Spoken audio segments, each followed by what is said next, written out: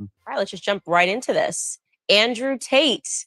Long time. I know, it's been a very long time. Very long time. Actually, I met you downstairs at the Ritz. Correct. George and I were engaged at the time. Yep. And I probably was very swept up in George and barely got time to talk to you. But I do remember you being very polite. So it's interesting to fast forward to today. And you were very much in the UK circuit. Yeah.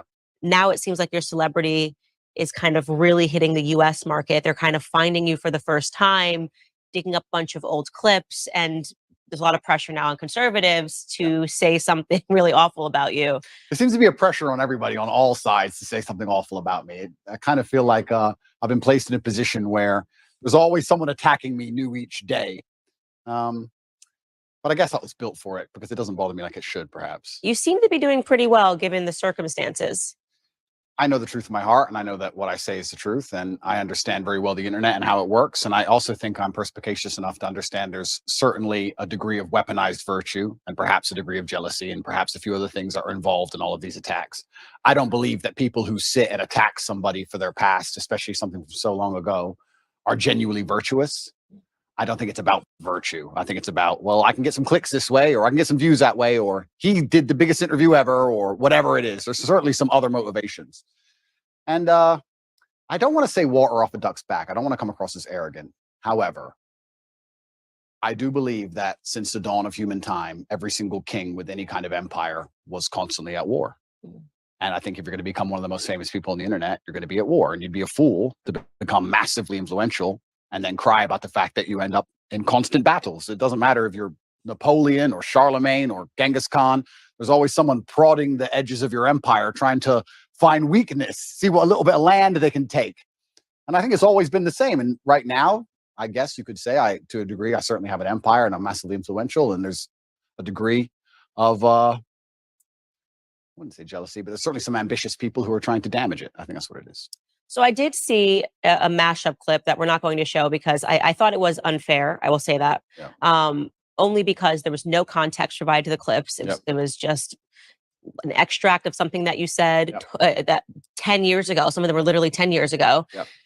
Didn't know what year it was from, didn't know who you were talking to, didn't know what context it was. And I've been victimized online by something like that before, where somebody takes something abstract and says, well, this is what must be what she means, until they're provided the full context of the clip. Yeah. And I also take exception to, I think, digging back 10 years.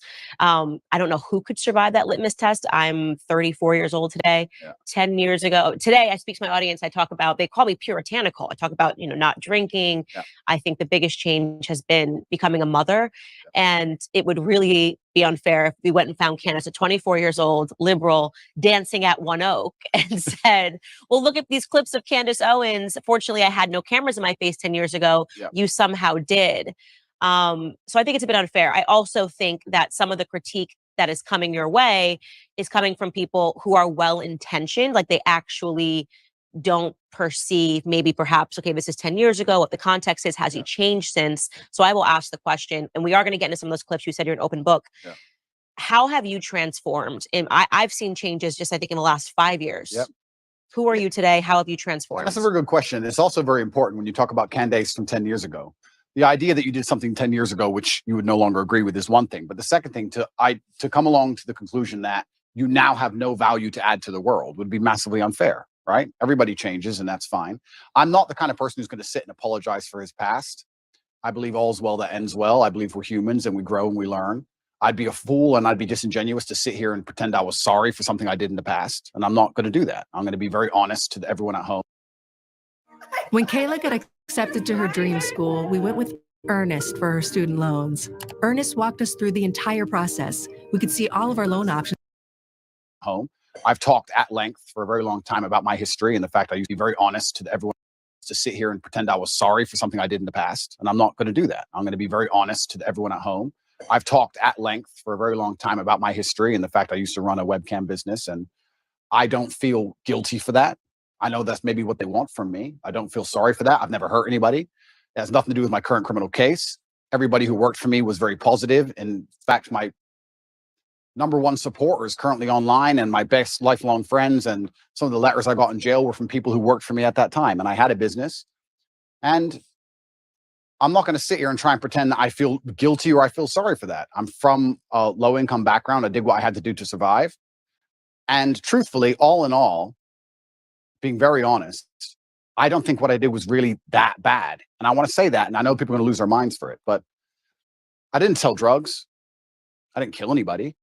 I mean, what did I do? I found a gap in the market and I helped some people organize some accounts on an internet website. That's what I did. And they're going to try and criticize me and crucify me for the next 100 years because of it, because of clips that were made 10 years ago. I think it's disingenuous. And I don't think anyone actually really cares about the virtue of it, because nobody who was involved in my life back then is complaining about anything. I think it's just an attack on me. And certainly we learn and we grow and we change. But it's very interesting how hypocritical the idea of looking at somebody's life over such a long period actually is. I mean, we can look at Donald Trump, right? Who I'm a fan of. I guess I know you've had your ups and downs with him, but in the conservative sphere, he's pretty well respected. Donald Trump used to own the Miss Universe pageant. Are we going to criticize him? Are we going to crucify him? What about the girls he had in Miss Universe who decided to go on and do Playboy magazine? Is he a bad person now? Why? That's not Christian values, right? People are messy and life is messy and nothing is completely clean. And this idea that you're going to find somebody and 10 or 11 years ago, they did something which might even be slightly distasteful, not even illegal, and you're going to crucify him forever. I just don't believe that's genuine virtue. I think it's just an attack. I do think what's happening right now is they are wrongly conflating you having run a webcam business, however long it was ago, to the criminal cases happening in Romania. And this is why I interjected in my voice when people were saying, he's not a conservative, he's not a Christian. I don't understand why Christians are giving him a platform. And I'm very sorry to interrupt. I'm very sorry to interrupt you. But yeah, I will say right now, I would never consider myself a conservative from that standpoint. Right. I'm a rational actor. I'm a reasonable person. I'm intelligent. I use my brain. And I guess that makes me align with many conservative issues overall, because the other side have lost their minds. I don't wake up and stand there as a conservative figure. I don't consider myself a conservative figure. I've just ended up aligning with them on a lot of core issues because I'm a forward-thinking, rational person. But I'm certainly not I don't stand up and say, hey, I'm a conservative. I'm not interested in whether the conservative want to embrace me from that perspective or not. I have no interest in that. I wasn't even particularly political until my recent debacle, where I realized a lot of things about the world and how avoiding politics will not save you, unfortunately. Yeah. That's one of the things I pointed out. I said, he's never said he was conservative. Why are we, he is not identifying as a Christian. So why are we suddenly using that as whether or not a Christian, a conservative can put him on a platform and talk about something that is relevant? And something that is relevant is whether or not you are being wrongly or unfairly persecuted by a government. Yeah. I have spoken on my platform after examining the charges against Harvey Weinstein. He's clearly not a conservative. He's about as far left as it really gets. Yeah. But that doesn't mean that I don't have an interest in whether or not he's guilty or not guilty, and whether or not he was persecuted because of a overtly political movement like Me Too.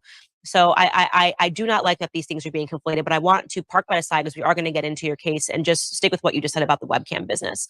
So you say you don't have any guilt for it. I'm not sorry. I don't operate in that frame. I don't think it's an intelligent way for a man to go through life to say, I'm sorry. At a younger age, I did the best I could possibly do. And I did the best I believed at the time. And you grow from it and you learn. And perhaps there's times in your life where you look back and think, well, maybe I would have done this differently, because hindsight's always 20/20. But every rapper sold drugs. Like, you get to a certain stage in your career where you no longer sell drugs and you don't do it anymore. But that's part of the life journey, and life's messy. And I'm not going to sit here and apologize to any conservative who wants to sit me down and try and give me some moral high ground garbage. I'm not going to listen to it.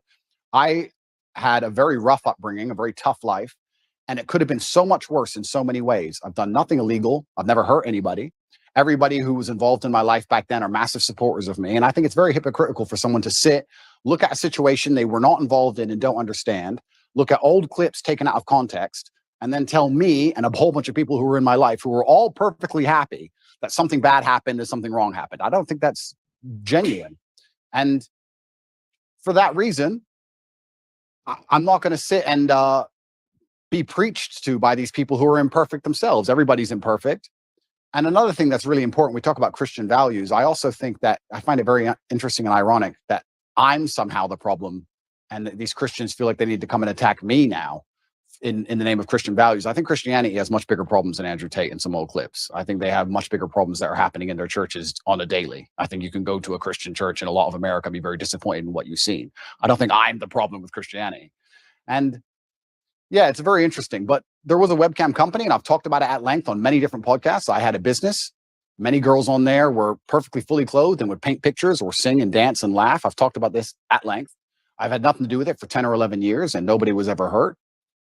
And I am not sorry for it. I don't see why I should be. Okay. So the way that I read you, and you can definitely let me know if I'm wrong, obviously, because you are you, is that people that don't come from a lot, me and you, obviously, obviously have different decisions that lay before us in life than people that come from everything, or people that come from a very stable household, two loving parents. And this kind of gets into the dilemma. I remember years ago, Tommy Lahren had said something. She's a political commentator in the US, had said something to the effect of, well, Jay-Z used to sell crack.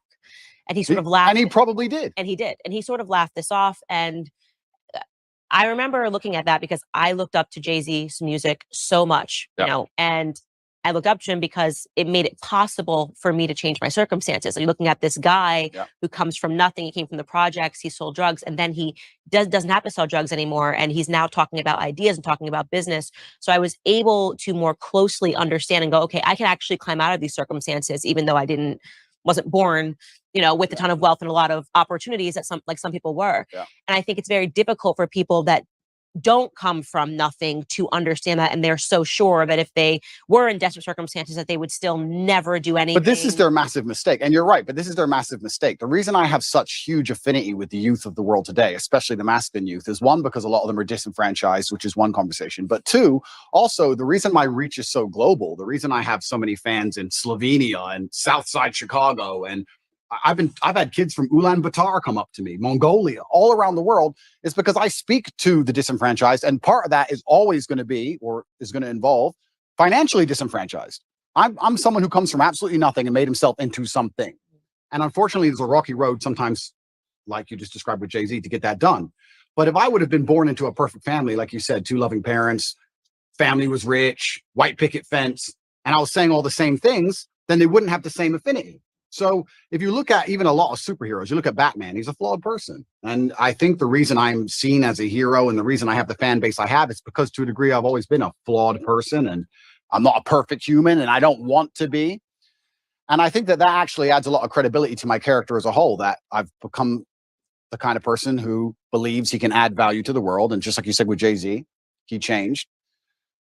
And the biggest thing for me personally, though, truthfully, and I want the whole world to understand this, I've been forensically analyzed by multiple different federal agencies from different countries for the last 17 months, analyzing every aspect of my entire life across the last 10 to 15 years. And what did they find?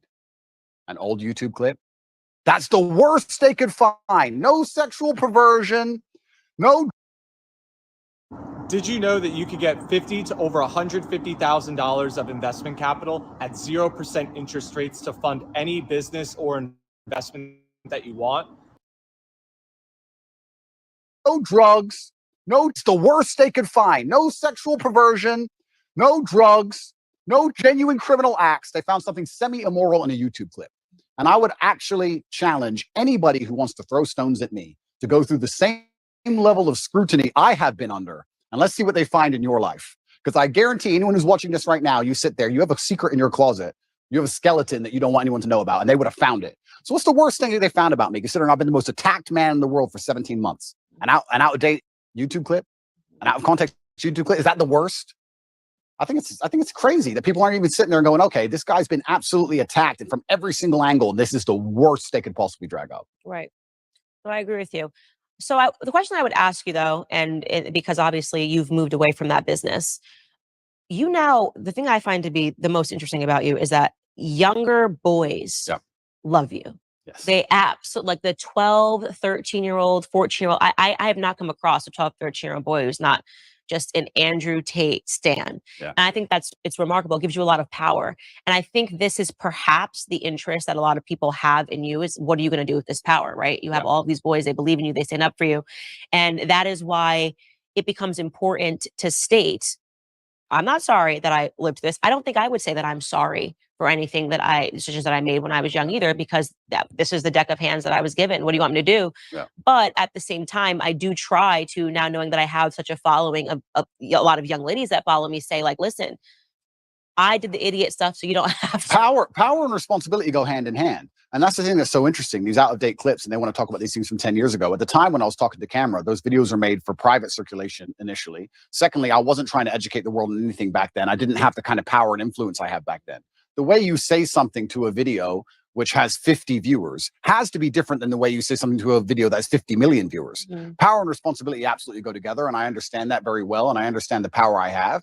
And I do believe I'm now an absolute force for good in the world, and I'm far more careful with how I'll project myself with certain ideas. Absolutely agree, completely. But that's the thing that's even so crazy about all of it. These old videos that everyone's so concerned about wouldn't even circulate if my haters weren't constantly trying to use them against me. They'd be disappeared into the history of the internet. I don't know where these things come from. I don't know where they were found. I don't know where they are. It's kind of crazy. A lot of people are making all these constant attacks on me, and I don't watch a lot of it. I'll have to be honest with you, Candace. I don't watch all of it, but a lot of the videos are so outdated. The only reason they even exist now is because my haters are so desperate trying to take me down. They don't have any concern for them being seen because they wouldn't be circulating them otherwise. So yeah, absolutely. Power and responsibility go hand in hand. And I do believe that I now have a huge platform, and with young boys, they're exceptionally interested in my case. I do believe to a degree I'm an anti-hero. I do believe to a degree that the harder I'm attacked, the more credibility is given to me in the eyes of my fans. I think that they see, everyone's out to get this guy. Everyone was out to get Batman. This kind of feels that way. And I do try and lead everyone down a good path and say extremely positive things. And I don't think anybody is finding any clips from the last 5 to 6 years which have anything negative in them. Right. I think you've changed. That's why I said over the last 5 years, I think there's been a seismic shift. And speaking to boys, the younger boys, I think one of the things that they're really suffering from, I get tons of responses rather unexpectedly whenever I talk about the topic of pornography on my show. And it's one of those things that, again, if you found Candace 10 years ago and you asked me about pornography, and by the way, this was actually implanted into my head from a health school, like from health education, where they would say pornography is healthy, people should watch pornography, people should engage in pornography, it's okay if you're in a relationship for you to watch pornography. And then I had a huge wake-up call when I spoke to Tim Ballard. He runs Operation Underground, and then I realized how closely pornography is related to human sex trafficking. Real sex trafficking, not TikTok sex accounts. Trafficking. And yeah, we should talk about that because they are kind of stretching the definition of sex trafficking in your case. I've taken a look at it. And what's remarkable to me is the amount of young men, and I would say from the ages of 18 to 35, that write in and say how much they're struggling with porn, how much they're struggling with pornography addiction, how they feel that no person is talking about the ills of pornography. Yeah. And so I just watched this clip of you this morning, sitting next to Adam, 22. You were ever interested in doing your first ever double penetration scene that me and Lena, I mean, I don't want to speak for you, but I feel like, yo, dude, would he be a suitable candidate? Would you, Andrew Tate, can I tap him in? Oh, no. He looks built. Oh, yeah, can I fill in real quick? Andrew, you're out. Aiden, we can't put you. You're not in this conversation anymore. Fair enough. Go ahead, Andrew. Would you double penetrate her, bro? Would you do that, Andrew? Go ahead. Finish the answer question. All popped together. Is that chill? There's absolutely 0% chance of that happening. And it's not because Elena is particularly unattractive. It's because she's married to Adam, and I have no interest in degenerate, pointless sex, and I have no interest in making a spectacle of myself or even just involving myself in anything which I deem to be overall haram and pointless. It's just not something I'd be interested in. There's not a single amount of money on the planet you could pay me to undertake. So you were very polite. I'm not going to be so polite. I thought he was an absolute degenerate. And I mean that the idea of having a woman making the vows that you make in marriage and literally offering her body as he did to you was a form of degeneracy. And you were being very nice and measured. And I think that for that moment, that was the best thing that you possibly could have done because she looked quite vulnerable. Yeah. Lena, I think is her name. Yeah. But how do you reconcile that now, right? You're in a circumstance like this. You're being polite. You did say I'm uncomfortable. You did say that I would never do this. And I think that was really important for you to say. But you're not the same person. I mean, how did you? Yeah. Even reflecting on it, it's so disgusting. He offered you his wife. It is pretty disgusting, and it's also pretty misogynistic. because he didn't ask her, he No. offered her. I felt sorry for her, so I was very measured with my conversation with them because I felt sorry for her. I could tell she was nervous. She was swinging on the chair back and forth. She didn't want to be there. She felt extremely nervous. And I think that only a coward would berate a very nervous, very scared woman, even if she did something which I personally disagree with, even if I think Adam is personally, he doesn't align with my morals, because she was so nervous and because she was so almost afraid she looked. Mm-hmm. And I think she expected me to go at her hard. So I just felt sorry doing it. I just didn't, I couldn't find, maybe I'm getting soft in my old age, but I think she knows what I think, and I think she knows what the world thinks. And I think if I go at her too hard, it's just going to break her. And I don't really like the idea of her, turning off the camera and bawling her eyes out. I think that God will teach her the lessons she needs to learn from her experience, both positive and negative. And I think that's God's job to do and not necessarily mine. But yeah, it was certainly uncomfortable, and it shows how degenerate the world is becoming. And pornography as a whole is simply just, I think it's an effect. I think it's a tool which is used to ensure that the male populace stays as docile as possible. Mm. I don't think that any of the things that are happening to the male population are accidental. I think that keeping us as docile as possible is very interesting for the people who are in charge of the world, because we're the warrior class. At the end of the day, it's going to boil down to the men who are going to stand up and actually do something about anything at some point in time. So I think they like the idea of us being docile. And I mean, how much more docile can you get than a man sitting there looking at a screen, not even want to reproduce for real because he's just staring at a screen? And I think that's just a next stage in the slave mind. And it's everywhere now. Whereas originality is overrated. Want to cook something new? Watch this. And this is something that my husband says. He doesn't have any social media because he's like, Instagram is pornography. I open my Instagram and I've got Emily Ratajkowski's butt cheeks. Yeah. And I'm not a man, so I don't have that same biological reaction to seeing it. But I can only imagine how difficult it is for a man when you open an app and you've got Kim Kardashian offering her body to Emily Ratajkowski.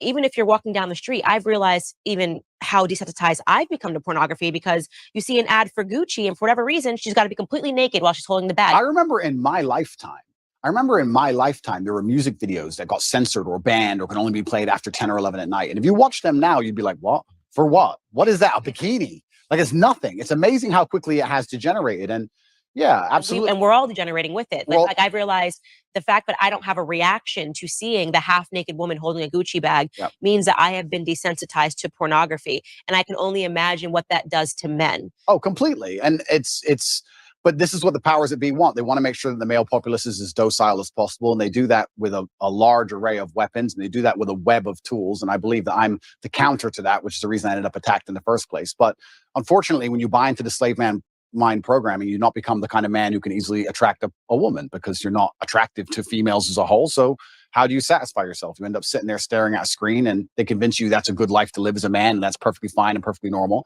And you don't even get to genetically reproduce. I do also, though, and I want to make this clear, I do believe in absolute and utter self-accountability as a man. I think as a man, everything that happens to you is your fault. Me going to jail was my fault. Me being attacked online was my fault. If all these bad things that happened to me, I will take responsibility for, even if I believe they were unfair or unjust. And I think that any man who's going to sit there and say, I'm struggling, he also needs to wake up and understand that if you're going to truly struggle to not click on a website, then you're going to deserve the terrible life you're going to live. And the devil or the matrix or whatever you want to call them are going to fill your life with temptations. They're going to fill your life with easy way outs that they're going to want you to take, because the good road is usually the hardest road.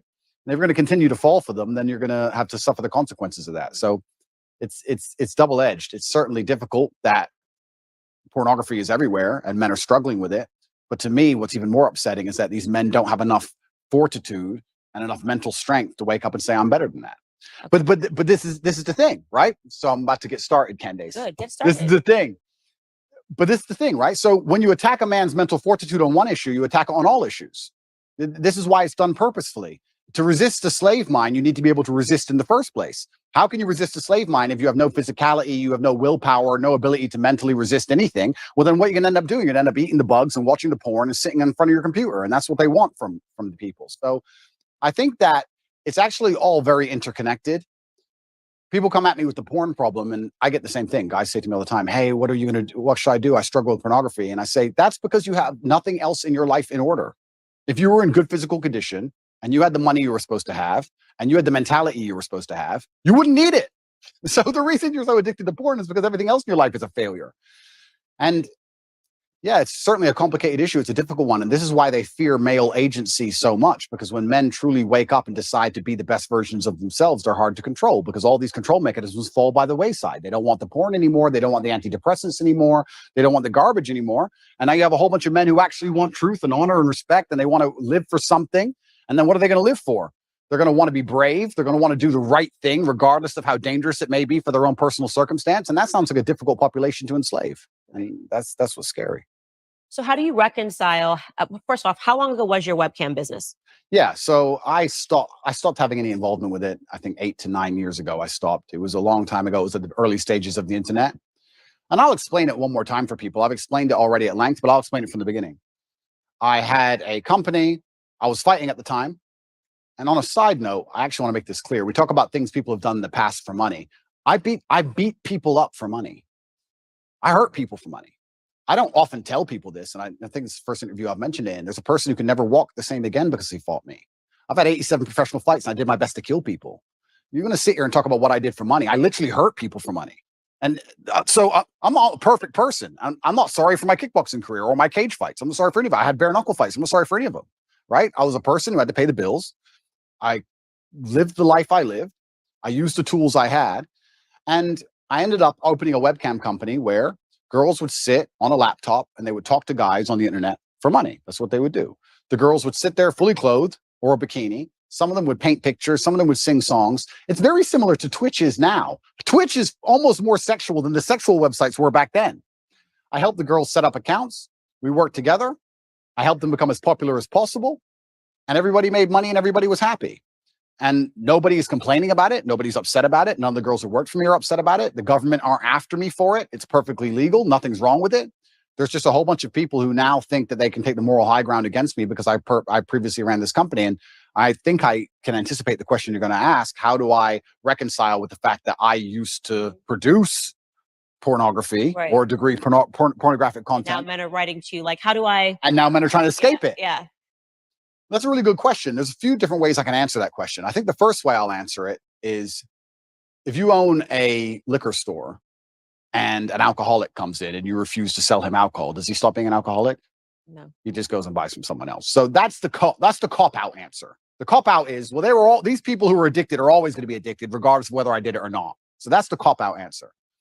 But the second answer I can give, which I think is more detailed and probably more nuanced, is one, I intimately understand the relationship between men and these websites. I've had and seen men give away their life savings to girls they've never met. I've watched and I've seen it.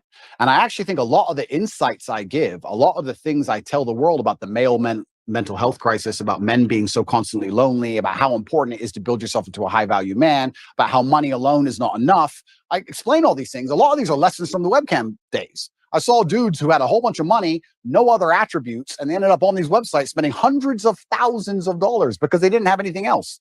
So I think I learned a lot of important life lessons, and I do my best to try and pass them on to people.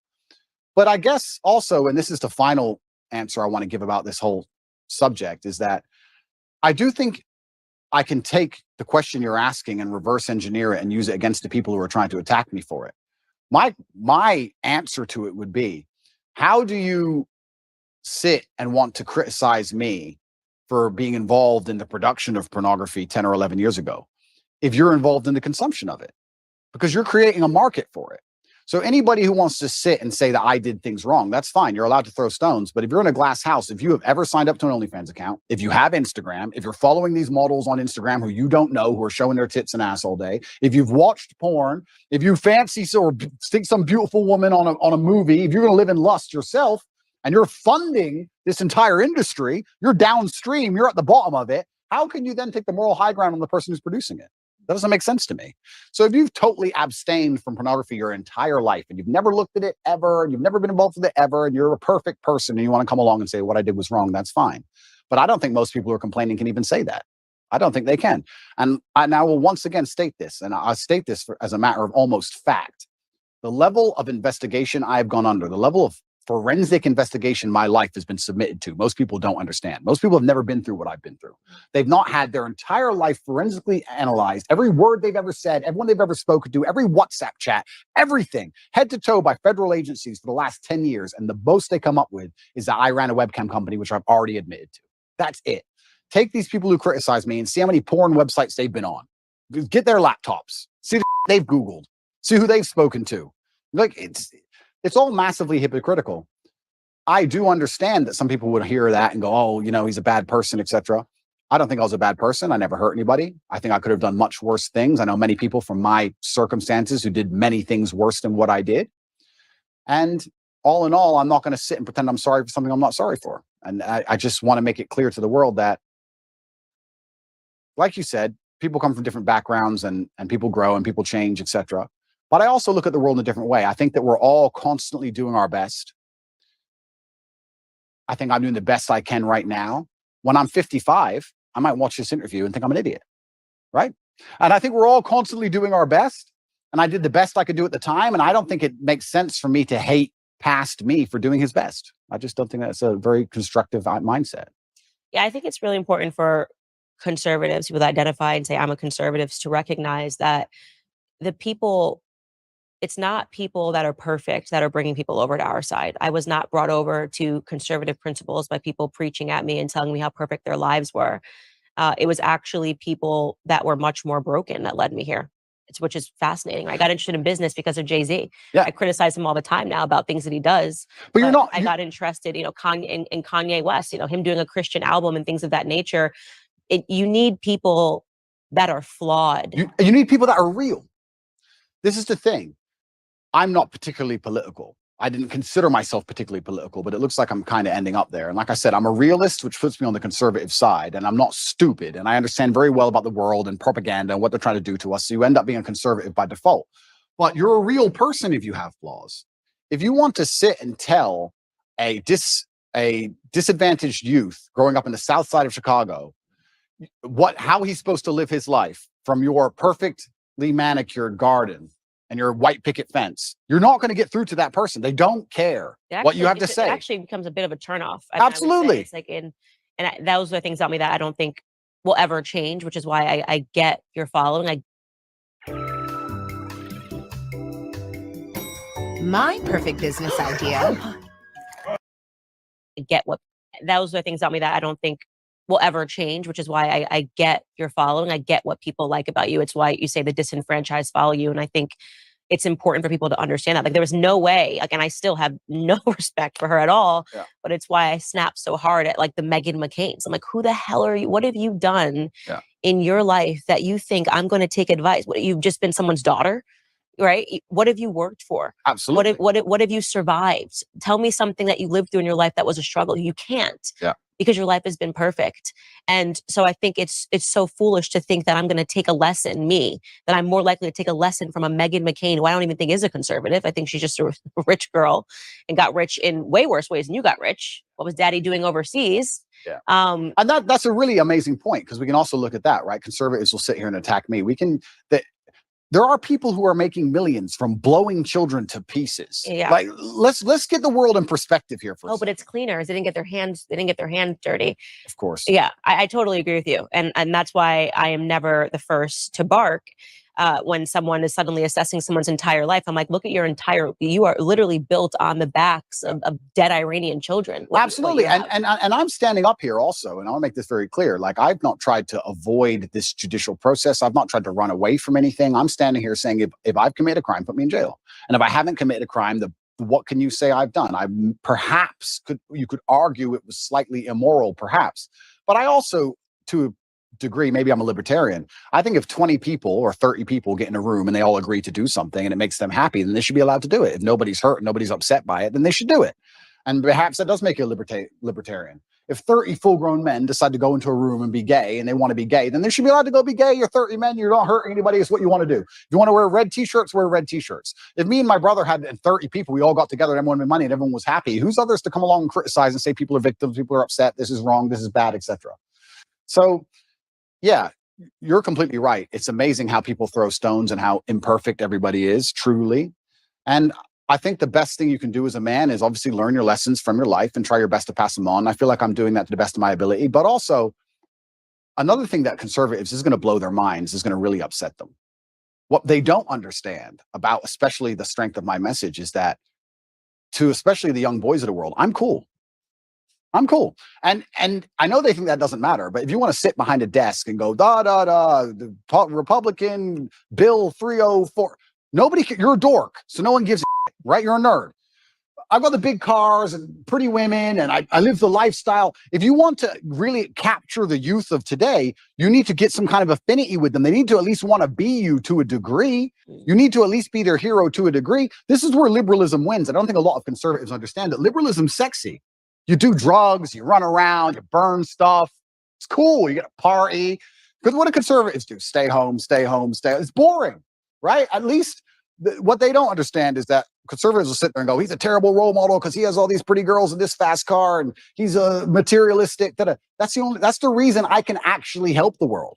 That's the reason young boys will listen to me. You said it yourself, 14, 15-year-old boys, they'll look at my life and go, okay, I want to listen to this guy. They don't want to listen to me if I sit behind a desk and read Republican Bill 308. I don't read that crap. I don't know.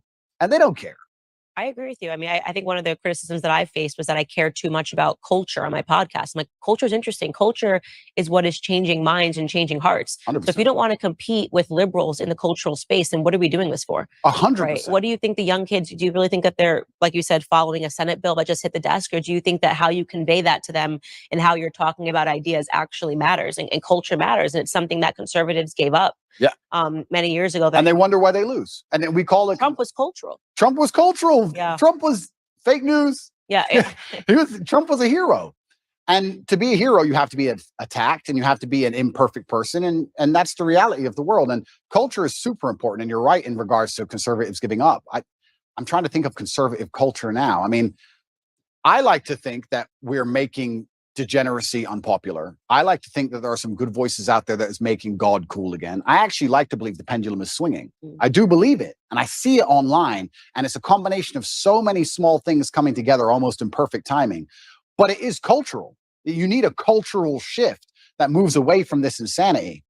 And you're right. If you just want to sit there and just preach, nobody's going to be interested in it. And I also think that especially in the masculine realm, I can't talk for being a woman, but I can talk for being a man. In the masculine realm, we certainly like to see people lead by absolute and our example, because traditionally we would be following our commander or the man we respected into war. So we'd like to know he can at least fight. You like to see he's at least brave. You like to see him lead by example. And I think especially if conservatives want to win the culture war, then they need to lead by example. If you're going to be a conservative preacher and you want to tell men about how they should live their lives, you should be as strong as possible. You should look in shape. You should be big. You should show you're motivated, you're disciplined. You should absolutely, of course, we all have vices, but you should be very. If we weren't monsters shunned by society, what would you guys do? Go to high school, maybe get a girlfriend. Absolutely, of course, we all have vices, but you should be very disciplined with your outlook. You should make it very clear to the outside world that what you've done wrong, what you haven't done wrong, you should take accountability. I think you need to lead by example. I don't think you can preach to men. I don't think you can preach to young boys. I think that's the reason why they don't do so well in school in general. I don't think that's the reason why they're disenfranchised. I think you need to just lead by example and let them follow. And I feel like I'm kind of doing that by just standing up and saying, no, this is who I am and I'm unapologetic for it. And this is what I've done. And this is what I intend on doing. And I'm going to try and save the world. So I want to shift gears here and talk about your dad, because I'm quite fascinated by your dad. He passed recently. Yeah. How many years ago? 9 years. 9 years ago. But wow, just wasn't at all what I was expecting. A chess champ, served the country. His name was Emery. Yeah. Really interesting to talk about just, I guess, your upbringing with him as this chess champ. How did he get into chess? Yeah, I do believe I had the best father on the planet. A lot of the things I regurgitate are regurgitated from him. A lot of the things I say, he literally said to me line for line. I believe that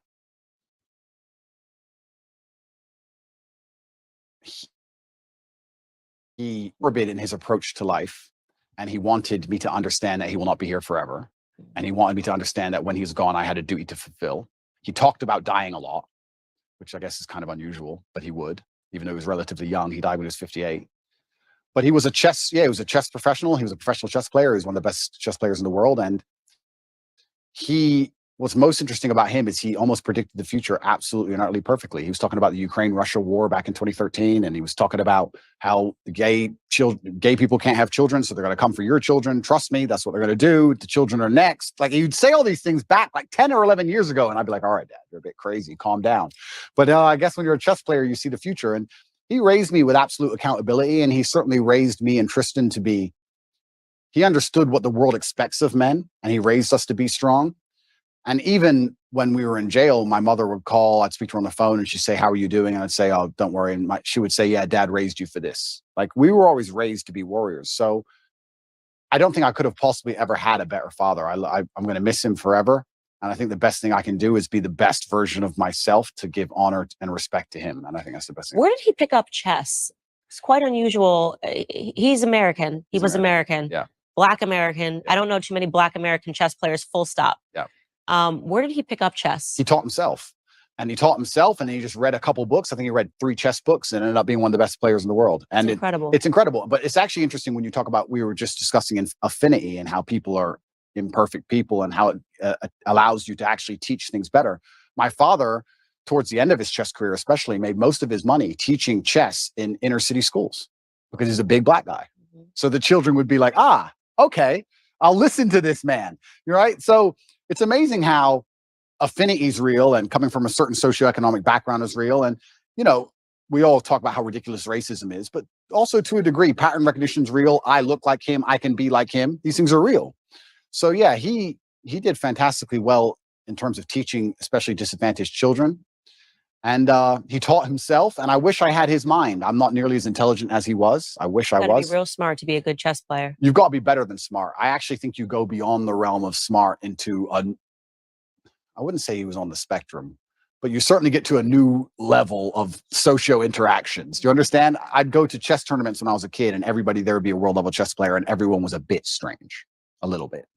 I don't know if it's like that anymore. I see the chess community's now moved online. There's a lot of them playing online, and they seem a lot more normal than the grandmasters I remembered. I remembered old grandmasters, half drunk, ex-KGB, shaking at the board. Yeah, like it was a bit different back then. But yeah, I wish I had his level of intellect. He was certainly the smartest person I've ever known. And even when he died, I got endless emails from people I'd never heard of who just said, I worked with your dad, and I don't think you understand how smart he was. He served America, yeah? He served America. He was in the Air Force, and he was a linguist for the CIA. He joined the Air Force and ended up being a linguist for the intelligence. What other languages did he speak? He spoke Russian, German, Spanish, and English. But officially, he was supposed to speak Russian. He assimilated Russian in 2 weeks. I think he holds the Air Force record. Okay, so he's very smart. Yeah, super ridiculously smart. Yeah. I got an email from somebody when he died, and they said that, I just want to send you an email. You don't know who I am. I'll serve him with your father in the armed forces. You tell everybody your dad was smart, and they're not going to understand how smart he was. And I want to give you a quick story. I was living with a Russian woman, and I already spoke Russian conversationally when I began the Air Force training to learn Russian. Your father knew nothing, didn't know the alphabet, didn't know nothing. And within 2.5 weeks, he was correcting everybody, including the professor on Russian.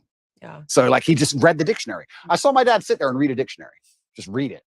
And that was it. Yeah. It's like photographic memory. Like he was on a spectrum. Yeah. Something else going on. Yeah, something else. The little X-Men. Andrew Tate was his name, and everyone called him E.T. Yeah. Like, he was tough on you. E.T. He was certainly tough on me, and I can't express enough how grateful I am for that. We live in a world now where I'm going to say that my dad hit me when I made a mistake, and everyone's going to lose their minds. And they're going to pretend I was somehow abused and that somehow my childhood was terrible. And I could not if he was come down to earth today, I would shake his hand and say, thank you for absolutely everything you gave me, including discipline, including understanding that in the harsh realities of the real world, there is a line. And if you cross that line, violence appears. That's the unfortunate reality of earth. There's a line. And if you cross it, violence will appear, either from a cop or from a guy on the street, or from someone you don't like, or even a friend will turn on you, whatever. There's a line that shouldn't be crossed. And I learned that from a very young age, and I'm very thankful for that. I'm not sitting there saying the kids should be abused. There's a difference between abuse and discipline, of course. Everyone with a brain understands that. But he was extremely tough on me. And if I could change anything about my childhood, I'd only wish he was tougher. Because life's tough. Life's hard. And I think that the best thing you can possibly do as a man is prepare for the endless difficulty that's going to come your way. There's no way out as a man. You're either going to have a very difficult life to become somebody important, or you're going to suffer the difficulty of being invisible. What do you want to do? You want to be invisible and just hide and work in Starbucks and never have a girlfriend who truly loves you and nobody care if you live or die? Or do you want to go out there and be top G and be the most famous man in the world and have government agencies trying to lock you up for no reason, putting you in a dungeon? You have to make a choice. It's going to be difficult either way.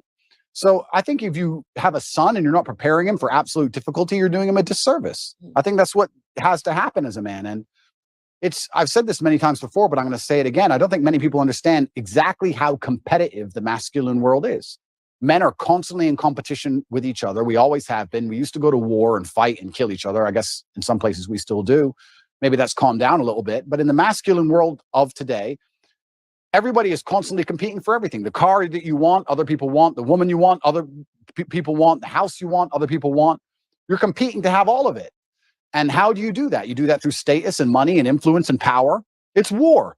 I don't think many women realize that when two men even meet each other for the first time, it's like an unspoken, maybe tiny bit at the back of the mind. There's a tiny analysis of, could I fight this man?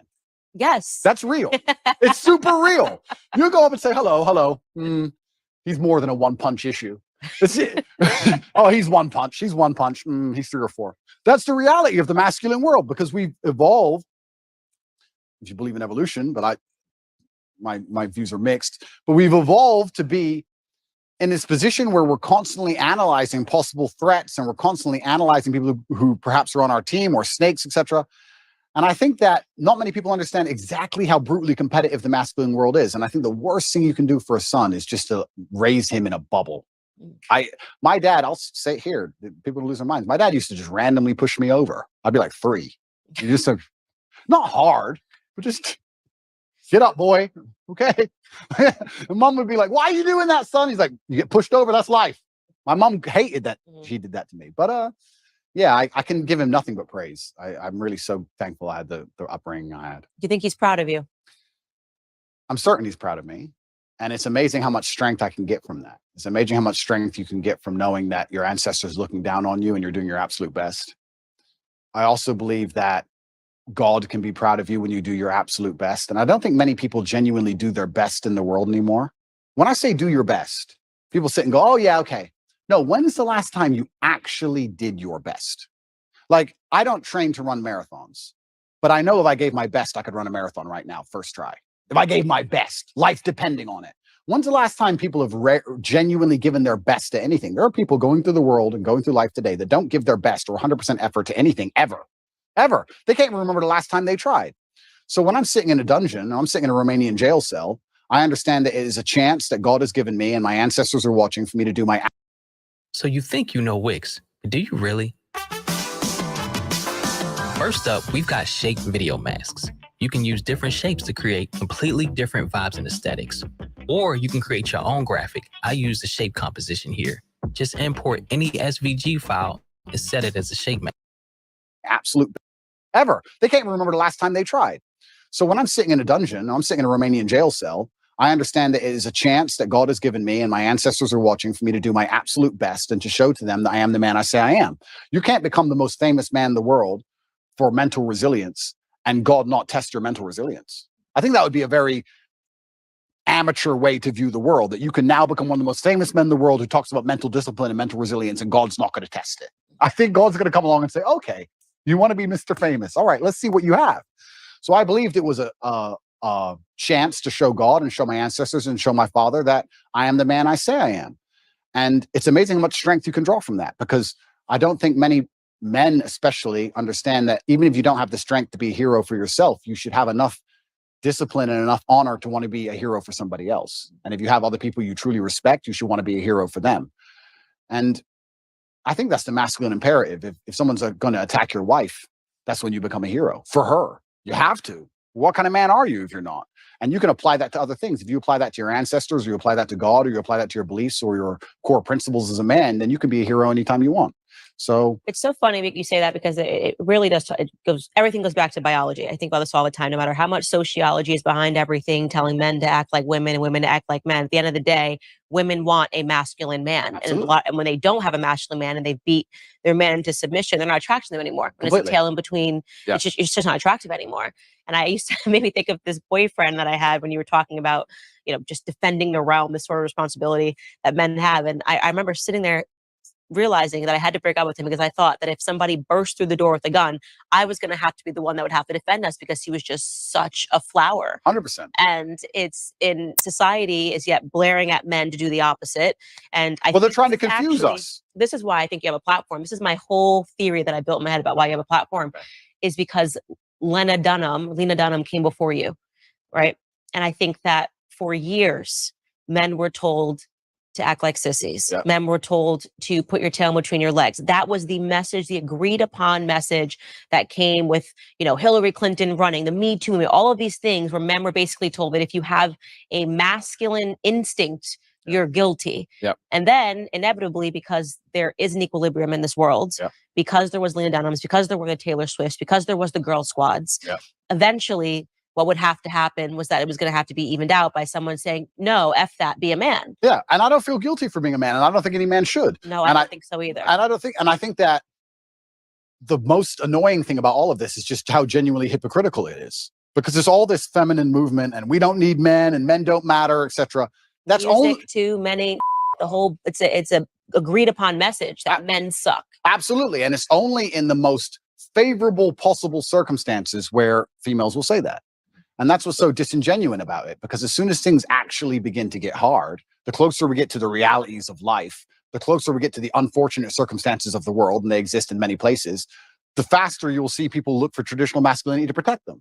So it's not even like it's a genuine belief. That's what's so upsetting about it, is that it's just, I don't know if these people are delusional or if they're deliberately hypocritical. I'm not sure which one it is. I think they're brainwashed. I think it's a two-pronged approach. I think it's the cultural messaging, and also in the education system, they're actively learning that this feminism is what you need to aspire towards. Like when you get out of school, women, you should want to compete with men in climbing the corporate ladder. I actually think there's a mass brainwash that's taking place. Oh, completely. They want to neuter men. And the way you do that is to empower women to a point where they're now the dominant power, especially in the Western world. I believe we live in a matriarchy. I don't believe it's a patriarchy like we're told it is. I actually believe it's the other way around. I can't think of a single law that benefits men over women, but I can certainly think of some that benefit women over men. Mm-hmm. I think it's very dangerous to be a man in the world today. I think that if women want to destroy a man, it's extremely easy to do. We can look at my current scenario and situation I'm in, and many other men are in the same scenario. I can't think of many examples of a man falsely accusing a woman of something and her losing her entire life, where I can certainly think of ones the other way around. So yeah, they want to turn men into eunuchs because their intention is to make us all slaves. And I say that and it rolls off my tongue and people just hear it and they don't actually think about what I'm saying. Their intention is to turn men into eunuchs because they want to make us all slaves. I want you to actually understand exactly what I'm saying to you, because at the bottom line of revolution has always been young military age males, and they don't want them to have enough balls or enough forward thinking or even enough care for anything outside of themselves to do something about it. Another thing people don't understand is that a lot of these attacks and a lot of things they're trying to do with the culture, especially, they're trying to inject such innate selfishness inside of people that they don't really care about anything that happens outside of themselves.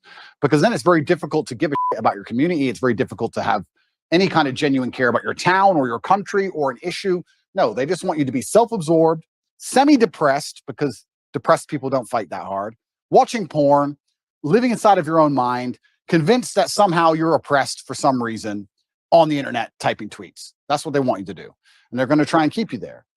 And genuine masculinity, yeah, to a degree it's protective, and to a degree also it has parameters. You can't be a man who doesn't say no. You can't be a man who doesn't have standards for himself and for people around him. I'm got labeled as ultra misogynistic because I believe that a man should have standards in his relationship. I believe a man should avoid dishonest people, male and female. You should avoid, if you're a dishonest person, if you lie, if you're going to deceive me, it doesn't matter if you're a man or a woman. I don't want to have anything to do with you. I was sitting and talking on a panel show saying that women who are dishonest and promiscuous are not the kind of woman I'd ever want to associate with. And I was labeled misogynistic for that. So it's crazy how they'll attack you, and they'll attack you so violently and so endlessly and repeat it so many times in a bid to beat your soul down. That's what they want, especially from me. I truly believe I'm the number one prize for them to get. If they can get me to just give up. If we can get Andrew Tate to just give up. Being a man's bad. Come on, Andrew, say it. And it's like, it's dangerous, one thing, but it's actually genuinely also sad. When I analyze the situation in the world we're in today, part of me feels sad that we've ended up in this place where the people who are in charge are so evil and their plans are so heinous and the consequences so dire that they know they can only implement them if they genuinely remove the warrior spirit from every man on the planet. Yeah. It's kind of sad. And the warrior spirit is really important. And it's something that I speak about a lot, that men need to go be men. Even in capacity of my marriage, my husband needs his guy time. I need my girl time. Yep. The masculine and feminine, it's very important. The fact that my husband hunts and shoots and does these things, that's very attractive to me. Yep. To know that if the grocery store is faded away, that he could go catch dinner. Absolutely. You know what I mean? That he knows how to skin an animal. Absolutely. And they poison that. Look at the hunters. Look at the way they view hunters. They look at people in the South. Yep. This is why they know how to ranch. They know how to farm. They know how to survive on their own, which is why they start to poison that mentality, which is why I think it's really important that you're speaking to young men about why it is okay to be a man, giving them permission to be a man in a capacity that I can't give them that permission. The same way that I try to give women the position to know that don't allow them to delude you to believing that this is femininity. It is not femininity, Lena, to have your husband offer your body to another man on camera. That's the poisoning. They teach women that this is sexual freedom, that this is sexual liberation. Yeah. I looked at that and I saw a slave relationship. I saw a master offering his slave to another person because he was just so, I just love Andrew Tate. Would you like to see with my wife? I would be okay with that. That is horrific. That is not femininity. That is not masculinity. Correct. I absolutely agree with you on that point. You're totally right there. And I think that's probably one of the most misogynistic things that have happened on the internet in recent times, but perhaps they're on the right side of the political spectrum. I don't know which side they're on, but if they're on the correct side, you seem to get away with things. But it's very interesting what you're saying about your husband and fishing and hunting and stuff. I completely agree with you. And there's another thing about masculinity as a whole that I don't think that a lot of people want to address, but it's something that's certainly large in terms of my following. Because if we break down, if anyone's watching this now and they're trying to understand why is Andrew Tate so popular? Well, I believe I speak to the base instincts of base instincts. 100%. Base instincts. And one of the base instincts also for men, I don't think a lot of people understand, is to a degree is peacocking and showing off to a degree. And I do that fantastically. But it is. And if you look at men of old, and they used to conquer and they'd wear a feather from the man they killed, or a piece of gold they stole. There was always that degree of flexing, showing off. And I think it's being unapologetically masculine and saying, yeah, I'm a big, successful man and I can afford all this stuff. And this is who I am. And I've worked my ass off and this is what I have. And I'm not sorry about it. And I'm dedicated and I'm hardworking. And no, I'm not. I don't feel like I should have to cower or hide or apologize to the world for any of these things. And I think that's the reason why a lot of men find affinity in my message. And you're right. Baseline masculinity is being attacked, and women naturally don't find it attractive to find a man who's not that way anyway. But baseline masculinity is being attacked because they want you absolutely not dependent on the government, so that the government can decide whether you eat that day. And I don't want to be a pessimist, but I still think in many ways, almost with technological advances, it's going to be very difficult to resist. I think it's actually scary. I don't know how the world's going to be in 100 years from now, but I don't know if there's going to be much freedom left. I don't know about you, but when I look at the things they're doing with CBDCs and electric cars and the way the currency is going to change, it's going to be very difficult to resist without literally starving to death. So I don't know what's going to come. So learn to farm. Learn to farm. Hunt, that's right. Don't let them convince you that's somehow racist and sexist and backwards and veganism. Like, you better learn to do all of those things. Because we need men now more than ever, right? Yeah. And also I do believe, and this is going to get me called misogynistic, but I'm going to say it anyway. I do believe we need masculinity, especially in the households, because I believe that women are more emotionally led and men are more logically led. It's true. And I think that the propaganda machine and the news machine primarily uses emotional arguments as opposed to logical arguments. And women fall for the emotional arguments. So if you have a woman who's in charge of the household and her man can't resist her commands, and they put on the news, be afraid, COVID's going to kill everybody. She gets afraid. Now you have a whole household of people with masks on, 8 vaccines, and down the insanity hole. Whereas a man with logic would sit there and do exactly what I did and said, look, all right, let's calm down for 2 minutes. Let's just wait, because the news lies. So let's just wait till Wednesday before we start taking injections. Let's chill. So I think also masculinity is needed, because what they're going to do when they try and make us all slaves, they're going to use emotional arguments. And they're going to come along with, I was talking about COVID with someone the other day, and we were saying how insane it all was. And I said, imagine how insane something like COVID will be once the police force are robotic. Imagine once it's all AI, no mask, done. Like, at least in certain countries, and I know because I traveled the entire world during COVID, I'll say here publicly on the internet, I broke every single COVID rule. I broke every single lockdown restriction. I broke all of them. Every single one. Never listened to any of them. I broke more. It's a competition. Yeah, so if it's a competition, I broke more. You sure? And from day one, I was like, absolutely not. I didn't even let people that were wearing masks into my house. I was like, my baby will not look up and see somebody wearing a mask in his crib. That's scary. Yeah. Looking like Bane looks over his crib. Like, that's just not happening. Amazing. But yeah, I mean, me and my brother, we moved to Sweden. We resisted the COVID thing from the absolute beginning. We tried our best because Sweden was completely wide open. Absolute insanity. But yeah, even the COVID thing, if you look at it, the emotional argument that was used and how they controlled the world, and they're going to use emotional arguments to control us with everything. I talk about the police force being AI. What they're going to eventually do is say, cops shoot people, humans make mistakes, cops are racist. We're going to give you robot cops that never make mistakes because cops are racist and cops can make mistakes, but these robots never make mistakes ever. And then once all the police force are completely robotic and they've removed all our weapons, you think something like COVID 2.0 isn't coming? You think you're not going to be locked in your house? You think they're just going to let you live in peace and walk around outside? Are you an idiot? And they're going to do all of this with emotional arguments. They're not That's why they want a matriarchy. Absolutely, because with a matriarchy, you can affect it with emotionality. You can sit there and say, the planet is dying. Don't you care about the trees? Give us all your money. And people will sit there and go, oh, yeah, I do feel bad about the planet. Okay, it's just an extra 18% tax. And they can fall for it.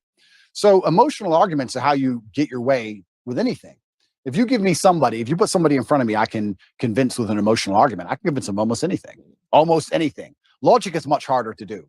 So we need masculinity even in the household. And I'm just talking about baseline masculinity of just the logic and the rock solid self-assurance to sit there and say, no, I'm in charge of this house. Let's all just calm down. Well, let's not get emotionally led by this news channel. And let's be very smart about what we do and how we react to things. And that's why it's under attack. And I think I talk about revolutions and I talk about men being the military age males who are going to eventually stand up, etc. But I'm not be doomsdays about anything. I don't want to get arrested for any accusations. But even just having a masculine essence in a household makes the whole household harder to psyop. I truly believe that.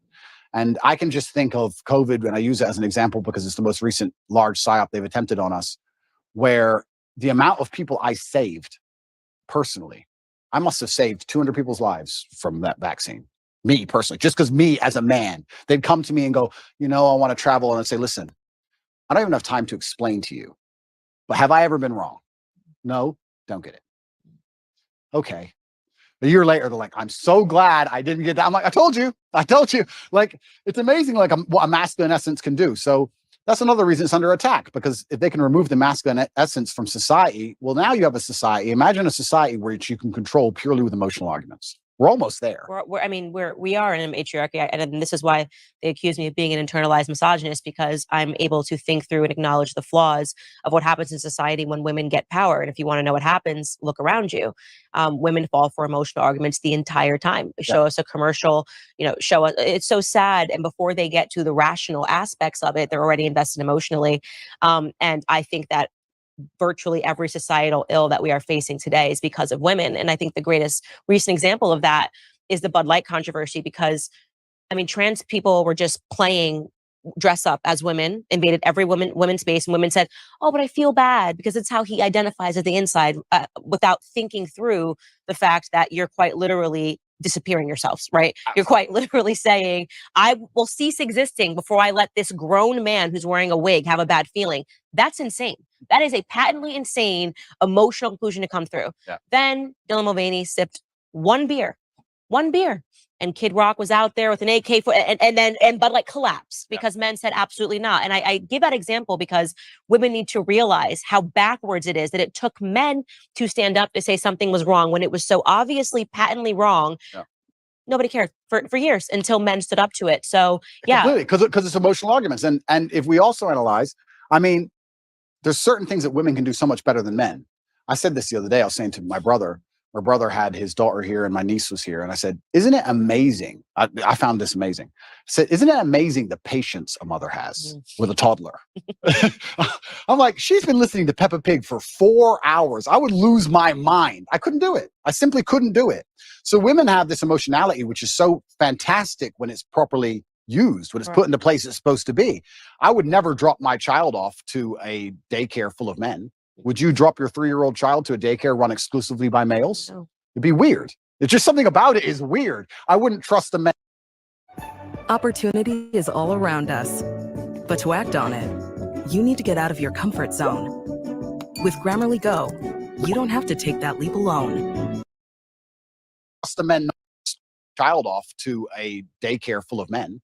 Would you drop your 3-year-old child to a daycare run exclusively by males? No. It'd be weird. It's just something about it is weird. I wouldn't trust the men not to lose their temper with the kid. I wouldn't understand why all these men want to be around these children all day. It would be a very weird scenario. So we all understand innately our gender roles, innately on some level.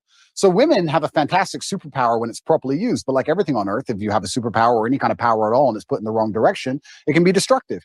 Water, if it's going through a dam, can power a city. If it's not going through a dam, it's a flood. So we have all this emotionality put in the wrong direction, and now they're in positions of power or whatever, or they're controlling the culture, or they're controlling how households are run, and they can fall for these emotional traps, these very simple, basic emotional traps.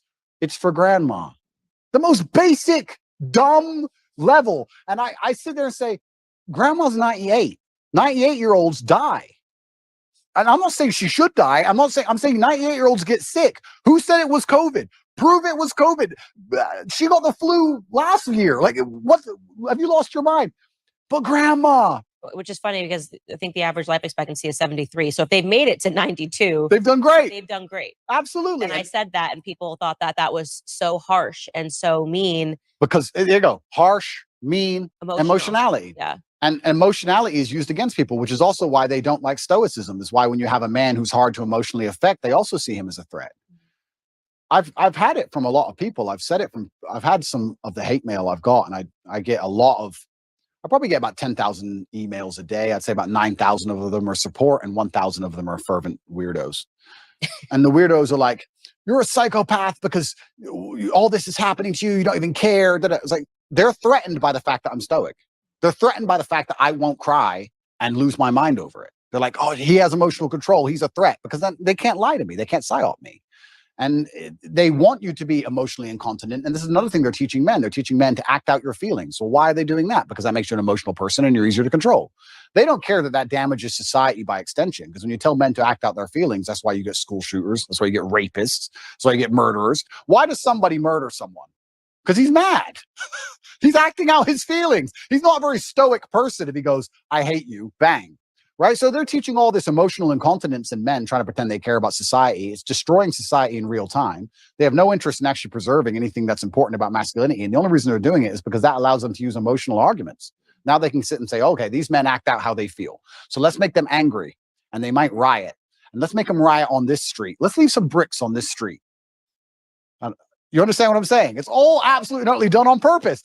And it's kind of amazing to me that nobody sits there and understands the best way you can rebel against the slave mind and resist the matrix is just to be the kind of person who uses logic, is stoic, is emotionally controlled, is physically strong, because a strong body is a strong mind, who refuses to be told or labeled as something. You can't label me as a depressed person. You can't label me as some kind of disease or some kind of personality disorder. You can't label me a color. I'm Andrew Tate. This is who I am. I work hard for my last name. I understand what's right and wrong. I'm going to do my absolute best. And that alone in and of itself is an act of rebellion against these people. Society really started going down the drain when we started getting into mental health awareness. And this is maybe one of my most controversial viewpoints, but I say it over and over on the show. Everybody needs a therapist. They're talking about their feelings. The truth is that every feeling you have isn't valid, doesn't need to be explored. Sometimes you just have a wacky feeling and you just let it go.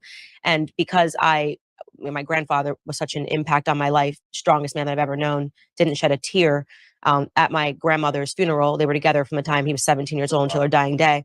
I'm certain he collapsed when he got home. Yeah, of course. But this traditional display of masculinity and my grandfather's perspective that a man needs to let it die in his chest, before displaying this emotion had an impact on me. And when I see, like, I guess to give a cultural example, someone like Prince Harry, on TV, with his arms like this, breathing and showing what he learned in therapy, it makes me want to die a little. Completely. It makes me want to die a little when I see men acting like this. Completely. And that's controversial because they're supposed to say, oh my God, he's so brave. It's so stunning. Like, he's showing this side of him. Everything about Prince Harry to me is what a man should not be. Right? Absolutely. What you've done to your family, betraying your family, allowing a woman to assert that much control over you that you would for profit betray your family. I mean, everybody's got a family. Everybody's got family issues. Don't even let me get started. But the idea of selling out your family and then going the royal family, selling out the royal family. And yeah, what happened? It's such a display of what's happened to men, what's happened to masculinity. He's giving up his guns. He's never going to do this anyway. It's all of it is such a public example of what can happen. The thing is, I know what's so interesting is I know how miserable he is. He's miserable. There's no way a man can be happy in that scenario, because I think masculine happiness comes from strength and to a degree excellence, and also comes from respect. Men want to be respected, and he doesn't respect himself. His family doesn't respect him, and his woman doesn't respect him. I know how unhappy he is. I know how unhappy she is by extension. It's just an unhappy, miserable house. He gave up everything and gained absolutely and utterly nothing. This whole therapy thing, the reason I believe they push therapy so heavily is because it goes into something I said a little bit earlier about self. Why join an award-winning platform to invest in stocks, crypto, and more? I could tell you, or I could let them do it for me. Aw, Investopedia, you shouldn't have. Finder gives us a shout out for trust. And Benzinga said, we have the best paper trading platform on the market. Invest with an award-winning platform. Join eToro today. Selfishness. House. He gave up everything and gained absolutely and utterly nothing. This whole therapy thing, the reason I believe they push therapy so heavily is because it goes into something I said a little bit earlier about selfishness. If you convince somebody that they have to spend hours and hours per week sitting in a chair talking about that feeling they had last Thursday in the kitchen. It's crazy. It's insane. Crazy. You want to talk about creating mental illness? There it is. This exasperates problems. This makes it worse. And it also builds this culture of absolute and utter selfishness. Excuse me, they're trying to put you in jail for the rest of your life effectively because they're going to enslave you and they're going to control all the money and they're going to make you get injections you don't need. Yeah, but I'm sad. I got therapy. I'll talk about it later. Yeah. That's all they want. They just want you to be so obsessed with how you feel in your own mind that you can't even look outside of yourself and care about anything. It's part of the propaganda machine. It's part of the mechanism to turn us all into docile farm animals. I said this to somebody the other day. They were talking about how they feel. And I said, who cares how you feel? And he goes, well, what do you mean? Well, I don't care. You're telling me I know you and I don't care. So all the people who don't know you don't care. The woman you want doesn't care. You can't go up to a chick in a bar and say, you know what? Usually I'm really charming. Today I'm a bit sad. Can you give me a pass? Can you let me off? She'll be like, go away, weirdo. The chick you want doesn't care. The job you're supposed to perform at doesn't care. If the man who wants to mug you decides to pull out a machete, he doesn't care. You can't say, bro, I'm not in the mood for a fight today. Tomorrow, please. Nobody cares. So why do you care? All the people out here in the world don't care, but you're going to sit there and you're going to care to be the only person in the world who cares. You're going to walk around telling everybody, trying to find somebody who gives a shit. Good luck. Because what's going to happen is you're going to walk around feeling sorry for yourself, trying to find somebody who cares. You might find somebody who pretends to care long enough for you to get a little bit of dopamine. But all in all, you're wasting time in a hyper-competitive world where people like me who perform regardless of how they feel are just going to perpetually bury you. And then you're going to sit there and wake up and go, why am I a loser? Well, because when Andrew was sad, he continued to perform. When Andrew was in jail, his business didn't fall apart. He was doing push-ups every day. His body didn't fall apart. Nothing about his life degraded when he was in a jail cell surrounded by cockroaches. You're in a plushy bed at home, crying about what? And you expect the male world's hyper-competitive. So you're not allowed almost as a man to put that much importance on how you feel. You don't have time to care about it because you have too much to do. This is what I find so remarkable. If I feel sad, I don't think, how do I stop myself? I need to not feel sad. I just go to work. I got stuff to do. I'm a man. I have things to do every single day. This whole therapy garbage, I can't think of a way faster to ruin your mindset and destroy your ability to resist the perils of life than go into therapy. And the overdiagnoses of everything. It's like, you have this, you have that. And then people take that as an excuse to not ever have to get better. Oh, absolutely. Now I can be permanent because I realize that I've got this. I went to the doctor and the doctor says that I have this. And so that's the reason why I don't respond. I've got ADHD. I think now it's like 1 in every 2 people has ADHD. And that's why I'm not able to focus and do my homework or complete a task or keep going to the gym every single day. And I hate it. It's a self-fulfilling prophecy. It's a self-fulfilling prophecy. And I really can't think of a quicker way to destroy your mind than go to therapy. Part of me, if I had time to waste, Candace, which I don't, because I've been on house arrest long enough. And once I'm out of here, I'm going to enjoy myself. But if I had time to waste, I would love to go to start therapy. I would love to, like, imagine me, Andrew Tate. I'm going to go to a therapist and she's not going to know who I am. And I'm going to sit there, I'm going to do therapy and I'm going to do a video. I might actually do this. It's actually a great idea. I might do a video after each therapy about what bullshit it was. And just sitting there talking about, okay, when you were 8, yeah, what happened when you were 8? Because when in your childhood, not everything's because of my childhood. Not everything works that way. Like, it's so asinine. I've actually had conversations with therapists, I think twice in my life. I did a TV show in England and I had to speak to a therapist. And then I think it was another TV show, 2 TV shows. I had to speak to these therapists. And I sat there and said, I don't believe in your science, because in math, 1 + 1 is 2. And we understand that. Whereas with what you teach, you can have a guy who doesn't drink alcohol because his dad was an alcoholic, and a guy who is an alcoholic because his dad was an alcoholic. So how can you have the same scenario and 2 completely different outcomes? She goes, oh yeah, but there's general rules we can follow. I said, then let's end the conversation. I'm not a general person. I'm exceptional. So can we just stop wasting everybody's time here? Because all your general rules don't apply to me. I'm smarter than you. What have you achieved? Goodbye. I'm a world champion. See ya. Like, it's garbage. And I really do believe, I think there is this mass drive to instill the idea of absolute selfishness in people. I think they're trying to, when I really analyze the ideal citizen they want, the ideal citizen is, yes, docile, and yes, he's unique, but he's also ultimately selfish, because then you don't care about community. And I think therapy is a fantastic way to make you selfish, because that's all you talk about is, what do you talk about? Garbage. Yeah, why you have the right to act this way, even if you're acting like terrible. Why did I do? Well, when I was 9, get a life. Yeah, that's really Prince Harry's book, honestly. Is it? Yeah, I could only get past the first 2 chapters. I was like, it should have just been called Privileged. You know what I mean? And this is the thing. These aren't even struggles. And here's the thing.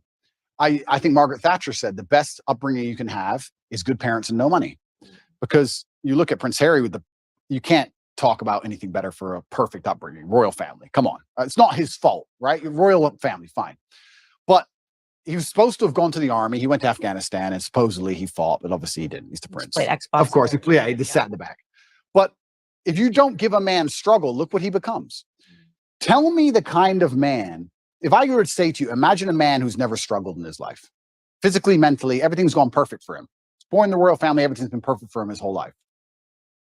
Is that the kind of man anybody respects? Is that the kind of man anyone wants to be? And struggle is subjective, right? So Prince Harry dealing with his current problems of his wife nagging, to him, that's full mental breakdown, right? My problems are obviously much larger, but struggle is subjective. To us, they're almost on the same level. But if you were to compare them side by side, they're absolutely nothing. So as a man, you have to build resilience, and you build resilience through going through something and building a tolerance to it. And this guy's had such a privileged life that he's ended up a miserable, depressed, unhappy person. So this is what's actually very interesting. When men come to me or young boys come to me and talk about something bad that happened to them, I said, good. Absolutely, not really good. You should be glad that thing happened to you, because that's the reason you're going to be the man who can resist the perils of life in the future. If bad things don't happen to you, you're going to end up like Prince Harry. You don't want to end up like that dude, do you? No one does. Yeah, exactly. So your life's going to be so easy. You're going to get to the end result and your wife's just going to wreck you. So you need to have all these bad things happen to you so you build the mental resilience. And that's another thing about masculinity and males as a whole. We're trying to take that all away from them in almost every regard. And it's kind of like, there used to be like rites of passage where a boy would become a man. That's all gone. There used to be this masculine, very healthy peer pressure to be big and strong, and that's all gone.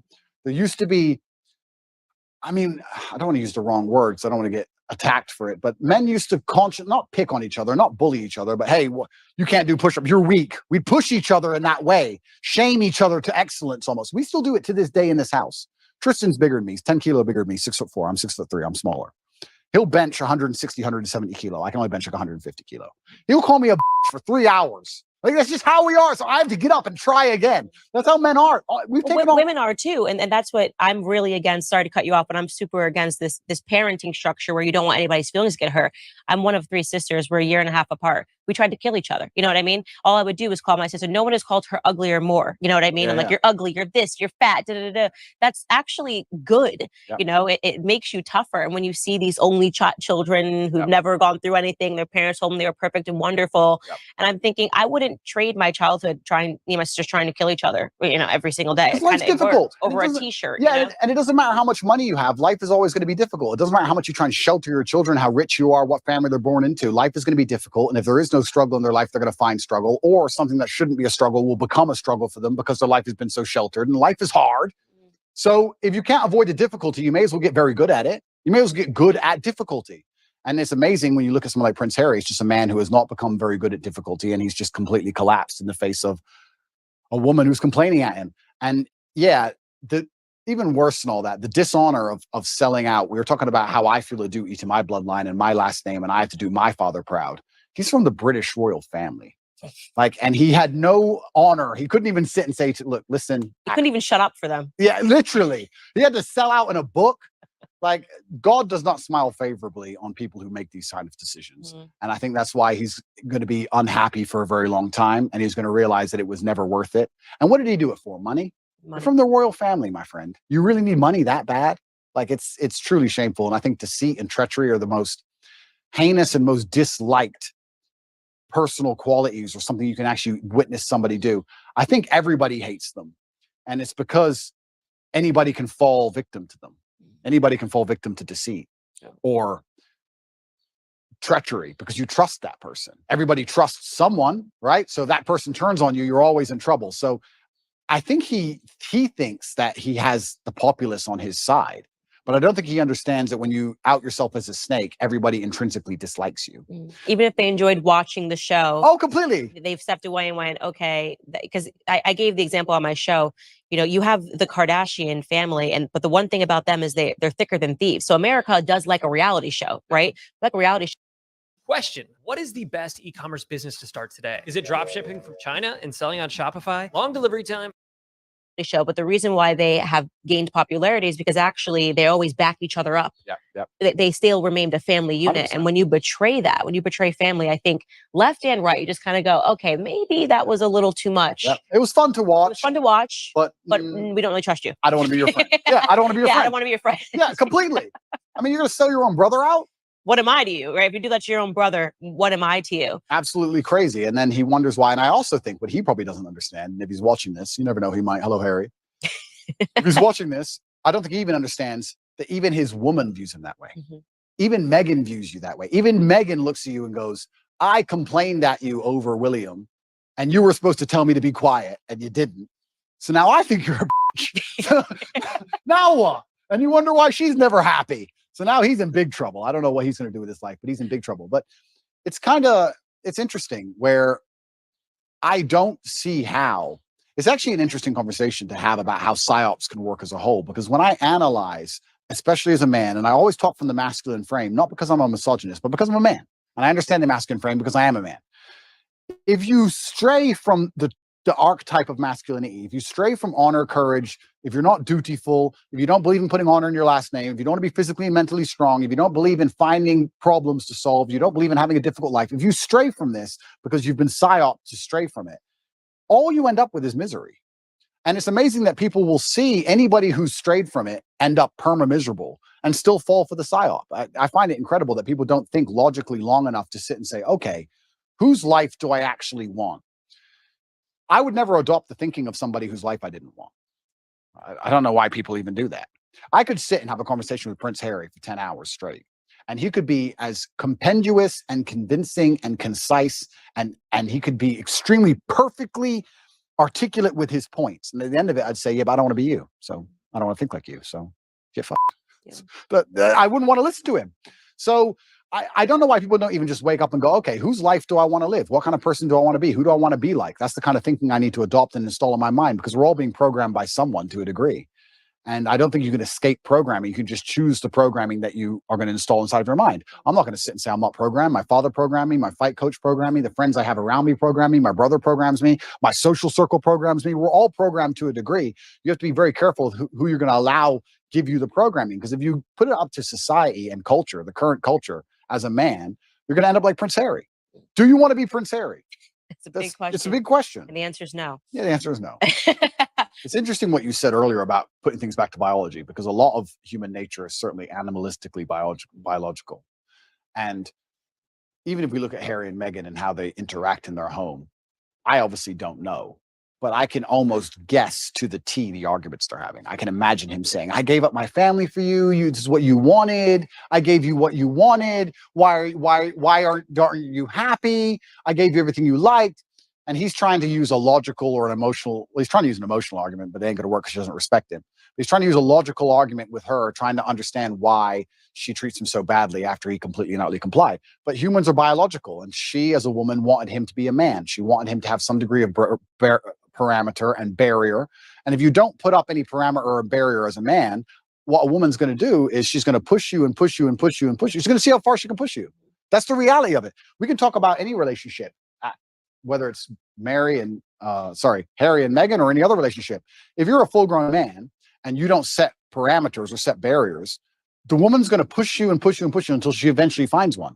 And we can look at that in a romantic relationship, but also people in general. If you're going to give to a taker, they're going to take and take and take and take until you eventually say no. That's how humans work. So she was waiting for him on a biological level to stand up and be a man and say, listen, you've joined the royal family. You're right. You had to bow to the Queen of England. Correct. Because it's the royal family. Get over it. That's all he had to do. He could have saved himself all this mess. He could have saved himself all the running away and looking like a fool and upcoming divorce and all this garbage if he would just put his foot down. He never did. And she was trying to inspire in him the warrior. I think a woman sometimes tests a man to say, okay, how much will he put up with? Because they want to see, are you a man or not? What if a man's giving you shit? What will you do? They want to see if you're about it. And she was just testing him, and he failed every time. And that's why he's tried to please her. And now he's in a situation where he's asking her why she's unhappy when he's given her everything she wants. And she's unhappy because you gave her everything she wants because you're a punk. Women don't want neutered men. They don't. Absolutely. Even if they personally neuter them themselves, it's not what they want in the end. So I'll ask the question, what do you think men want in women? That's a really good question. And I can answer that one easily. I think that the masculine realm that we operate in is based on respect. I think that men are constantly looking for a way to be respected. I think the world is hyper competitive and we're constantly always looking for status amongst our peers. This is why you will see a man give up his basically entire life to do something which will only gain him respect, even in a very small sphere. There are CEOs who go to work every day and don't even see their family and give up their entire life and work 12-hour days just to feel like the man in that office. Feeling important in that one office, in that one skyscraper is worth him giving up his life because he feels like he matters. And if he gets more respect in that office than he does at home or anywhere else, that's where he's going to want to be. Men function on that. So if I had to build the ideal woman who could get any man on earth, what she would have to do is understand that I need to give my man as much status and as much respect as possible. I, by extension of him, being next to him, need to make him look respected. And a lot of this is the easy things we know. No one's going to respect a man who's with an ultra promiscuous woman. No one's going to respect the man who's with a woman who is back talking him or horrible to him in public. No one's going to respect the man who's with a woman who clearly isn't interested in him sexually, whatever. That's all the obvious part. But the hidden actual message behind all of it is that men are constantly looking for status and respect. And a woman who makes her man feel respected, not only from her, but from his peers, is the kind of woman a man's never going to want to lose. Right. So if I had a woman and I came home with all 5 of my friends and she came in the house and said, came in the room, who's hungry? Anyone want any food? It's not about food. I'm the G now. I'm the big boss. My woman wants to feed all of us. Of the guys there, most of their chicks would never do that. That's respect. That's status for me. That elevates my status. So I think as a woman, if you're watching this and you want to keep a man happy, you need to wake up and say, how can I improve the status of my man to his peers? How can I make him look more important to the world? And as long as you take that basic mental frame, you can extrapolate that out to anything. Your man's not going to feel high status and important if you've had a whole bunch of sexual partners, because you're promiscuous. So obviously that's that's no. He's not going to feel high status and important if you belittle him in front of his friends or you argue with him in front of his friends. He's not going to feel high status and important if you disagree with him on small, minor issues about if he votes one way, just vote the same way. Like these small voting's not a small thing, but these things make the man look in charge. It increases his status, and that's what he's most interested in a woman. So that's what men are looking for. That's the secret for the women who are out at home. They're going, men are hard to please. No, men are actually very simple to please. Make him feel important and make him look important. That's it. So both of us come from families. My parents are divorced. Your parents were divorced. Yep. I think your parents maybe lasted a little longer than my parents. Not totally positive. What was your mother like? I don't think I've learned anything about her. Yeah. So I had a fantastic mom. She did what a mother was supposed to do. I guess I was raised in a I call it hyper traditional. The modern world will call it misogynistic household. My father was in charge. It was his household. My mother was in charge of feeding us and clothing us and sending us to school, and she did a fantastic job. I've more than doubled my Signal account this year day trading options, and I literally only trade the same 5 to 7 stocks over and over and over again. And there's nothing special about these stocks either. What matters is the repeatable options trading system I use to trade them, and I want to give you free, uncensored access. Hi, my name is Mike Shore, and I'm going to send you my ultimate guide to day trading options for 100% free. No strings attached. I think household. My father was in charge. It was his household. My mother was in charge of feeding us and clothing us and sending us to school, and she did a fantastic job. I think that as a boy, as a man, I always wanted to emulate my father. My father was the superhero. So my father instilled a lot of the mindset that I have, but my mother did a lot of the basic things that kept me alive, if that makes sense. She was a fantastic mom, and she's still alive today, and I love her very much. One of the first things I did when I got rich was retire her completely. So she is one of the people I take care of, and I'll take care of her for the rest of her life. And she did the absolute best she could. And that's the reason we moved to England. They decided to get divorced, and England has a better social care system. We had no money. So we got moved to England. And I grew up in Luton, which is the worst town in England, in an area called Marsh Farm, which is the worst area of the worst town. So it's like as bad as you can get, like the worst place you can possibly go. I think my school had a 4% pass rate or something ridiculously low. So I grew up in a really bad area. But my mother, yeah, she was fantastic, and she did the absolute best she could. And she always loved my father to the end. But I think my father, in many ways, there's certainly been a lot of circumstances where he sacrificed his marriage to raise us in a very particular way. Because my mother and father would argue most over the raising of me and Tristan, because my dad was so hard on us.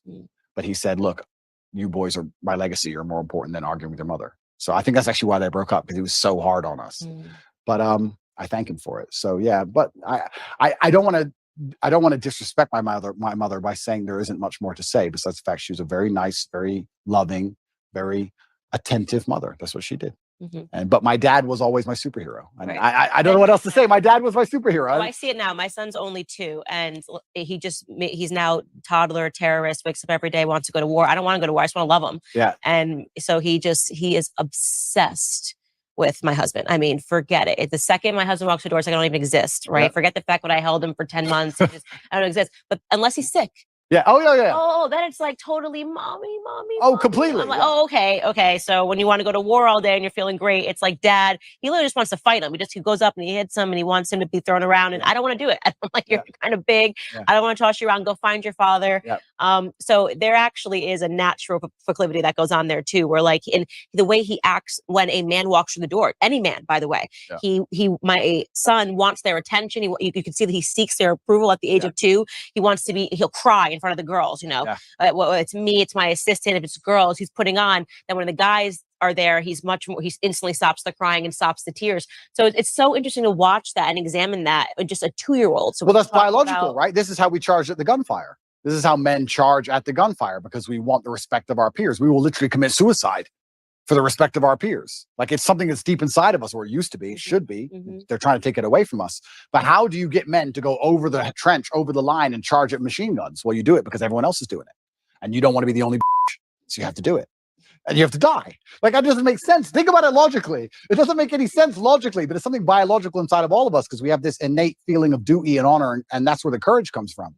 And they're trying to destroy that along with everything else. But you're right. This is how men biologically are designed to be. And I was the same when I was young. I remember looking at my dad just going, you're a superhero and I want to be a superhero. That's just how it was. So, but yeah, my mother's fantastic and I love her very much. And she's very proud of me and she's very proud of how we were raised. And she's so glad we were strong. Like even when we were in jail, she was very concerned, but she's like, look, I know that if anyone can do it, you can do it. And yeah, so.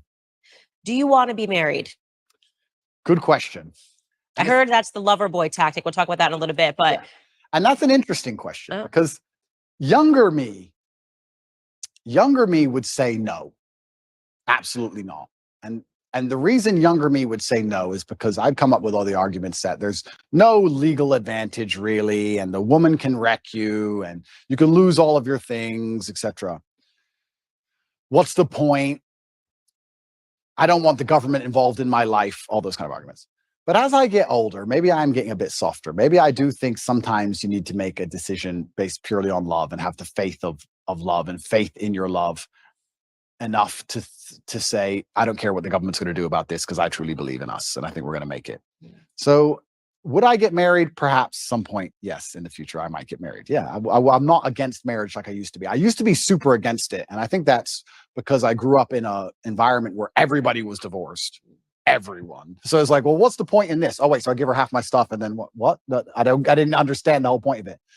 But now I think if I met the right woman, perhaps, yes. Yeah, marriage is good. Yeah. If it's the convert me. Candace. Yeah, if it's the right person, if you marry the right person, and I'm saying this as someone who grew up with divorced parents.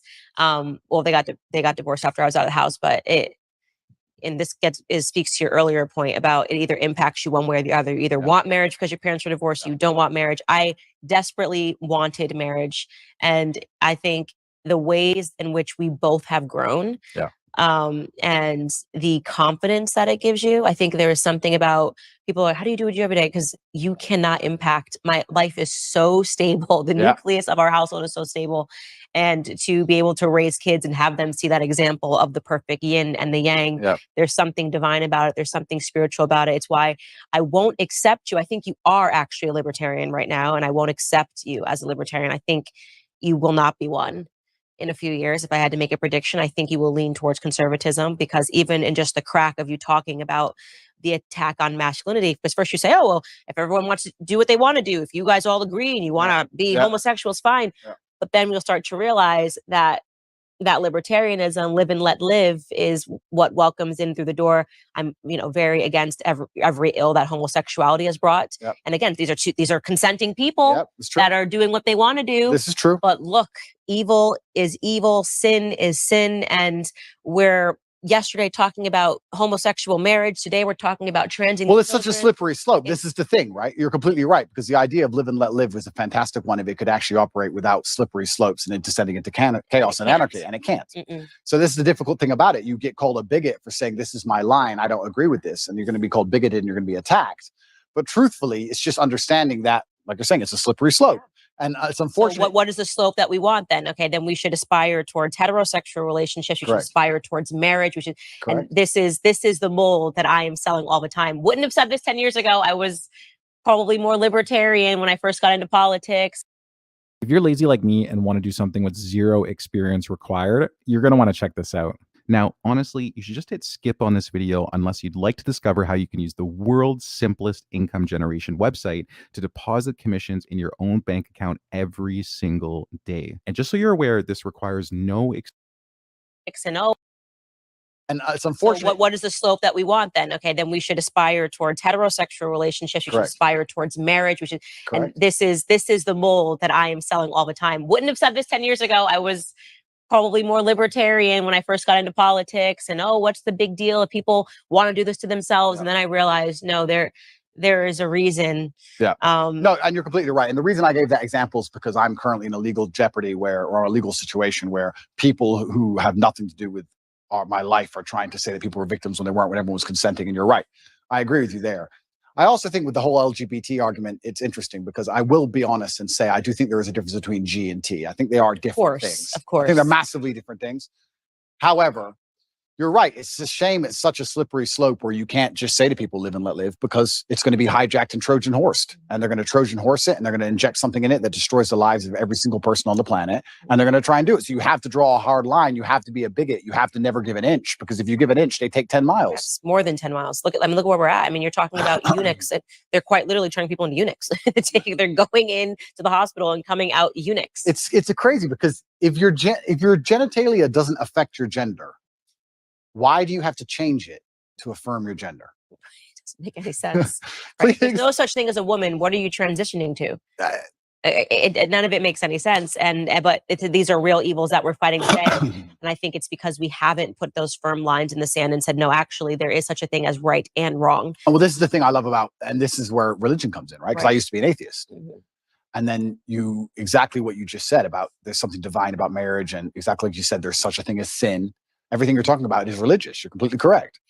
you eventually, if you're going to wake up and be the kind of person who has hard parameters and said, this is right, this is wrong, it's very difficult to do that without then turning and understanding that has to come from God. Who else is going to decide what is right and what is wrong? And people say, oh, they're all man-made religions. Well, then why does it go against so many of the wills of man? Some of the sins that man want to go and do, the religions are against. If we made a religion wouldn't be against our own sins, would it? Right. So it's interesting that this is almost proof for God in so many ways when you're going to wake up and realize that there is genuine evil in the world and there's genuine good in the world, and there are two sides and two camps. And I do believe that the good is on the side of truth, and I do believe that comes from God. And there's many different ways to God. I think there is one God and there's different religions, and I don't want to argue the differences between the religions, because I think we have a lot more in common than we have, especially in the fight against evil, than we have as differences. But yeah, it's super interesting. And you're right. Firm lines are absolutely not really required. And if we don't have them, it's why societies ends up in the position it's in, with so many subjective lines and your truth, my truth, the truth. And you're completely correct. It's not very often I sit with somebody who I feel like says something and I feel corrected, but you're right. Live and let live is hijacked. Yeah. It's hijacked. And it's unfortunate that me as a person now, especially, and maybe this is more of a personal thing. Maybe this is more of a personality trait, where I'm in the position I'm in. I'm saying what I believe is the truth, and I'm out here trying to help people, and I'm saying about the difficulties I went through in my life so others don't have to go through them, just as you said. But if somebody doesn't want to listen to me, I'm like, okay, you don't want to listen to me. I don't care. You do what you want. But that live and let live mind frame can be hijacked, because when I'm saying to people, okay, don't do what I want, or don't do what I believe to be good, don't do what God believes to be good, do what you want, I don't care. And then they get in a large enough group and they end up attacking morality. It redefines, normalcy, it redefines morality. And, I recently was sitting down having a conversation with a friend of mine, Brandon, and when I first got into politics, I wasn't so staunchly against homosexual marriage. I didn't speak out on certain things, abortion. And then I saw it firsthand. I just examined just the differences in my relationships with heterosexual couples and homosexual couples. And homosexual couples, I'm talking about two men. You don't realize that God designed a man to be with a woman because it prevents men from giving entirely into the worst components of who men are. Just having sex all the time, right? You can't do that. If you're with a woman, okay, maybe it's menstruation, maybe it's pregnancy, maybe it's afterbirth, but there are these natural barriers that make it so that your relationship has to be about something else other than just sex.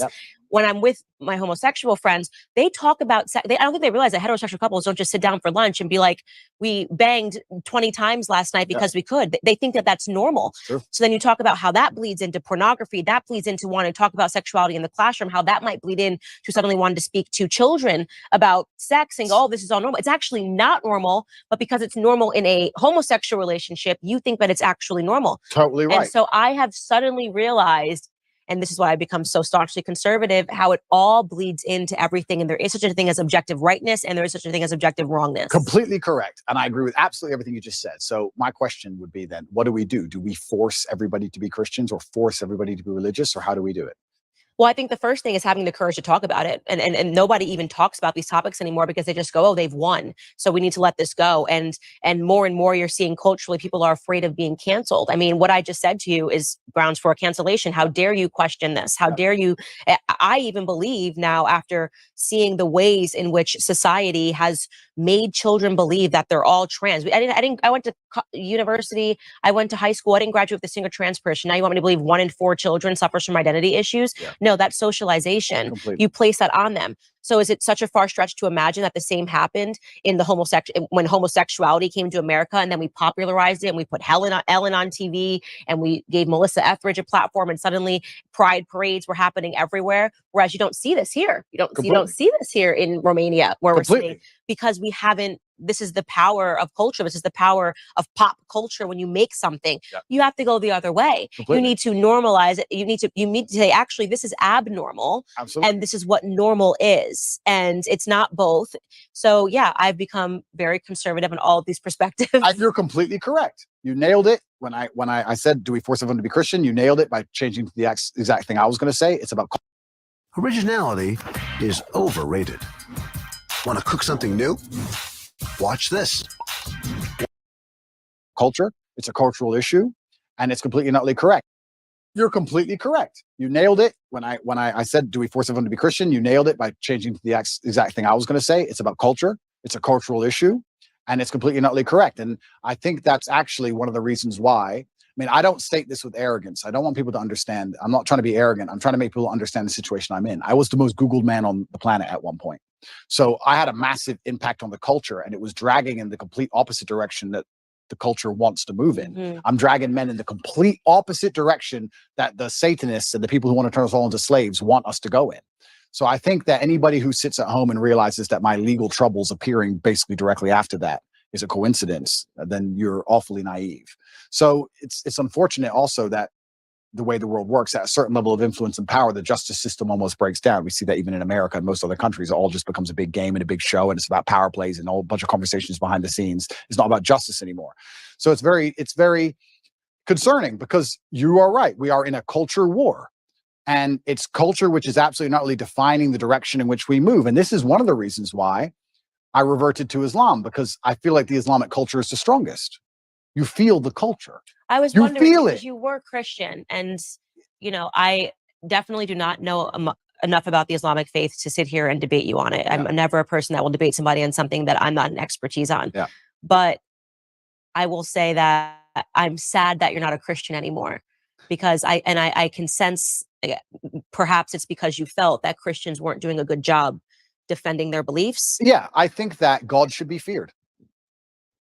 I believe that God should be feared. I fear God. Mhm. It's one of the only things I fear. And I believe that also you see God to a degree, or you see religion, how you see yourself. And I see myself as a person of strong principles and strong morals. And I like to think of myself as the kind of person nobody really wants to cross, not because I'm a psycho, but because I'm a man of capability, and I'm smart and I'm strong, and nobody wants to make an enemy of me. So I feel like I find an affinity to a belief system which has very similar outlooks. And there's a whole bunch of other things I can say from the Quran and Islamic texts, etc. But to keep it very vague and very broad for people who are not Islamic, I felt God when I was in an Islamic country.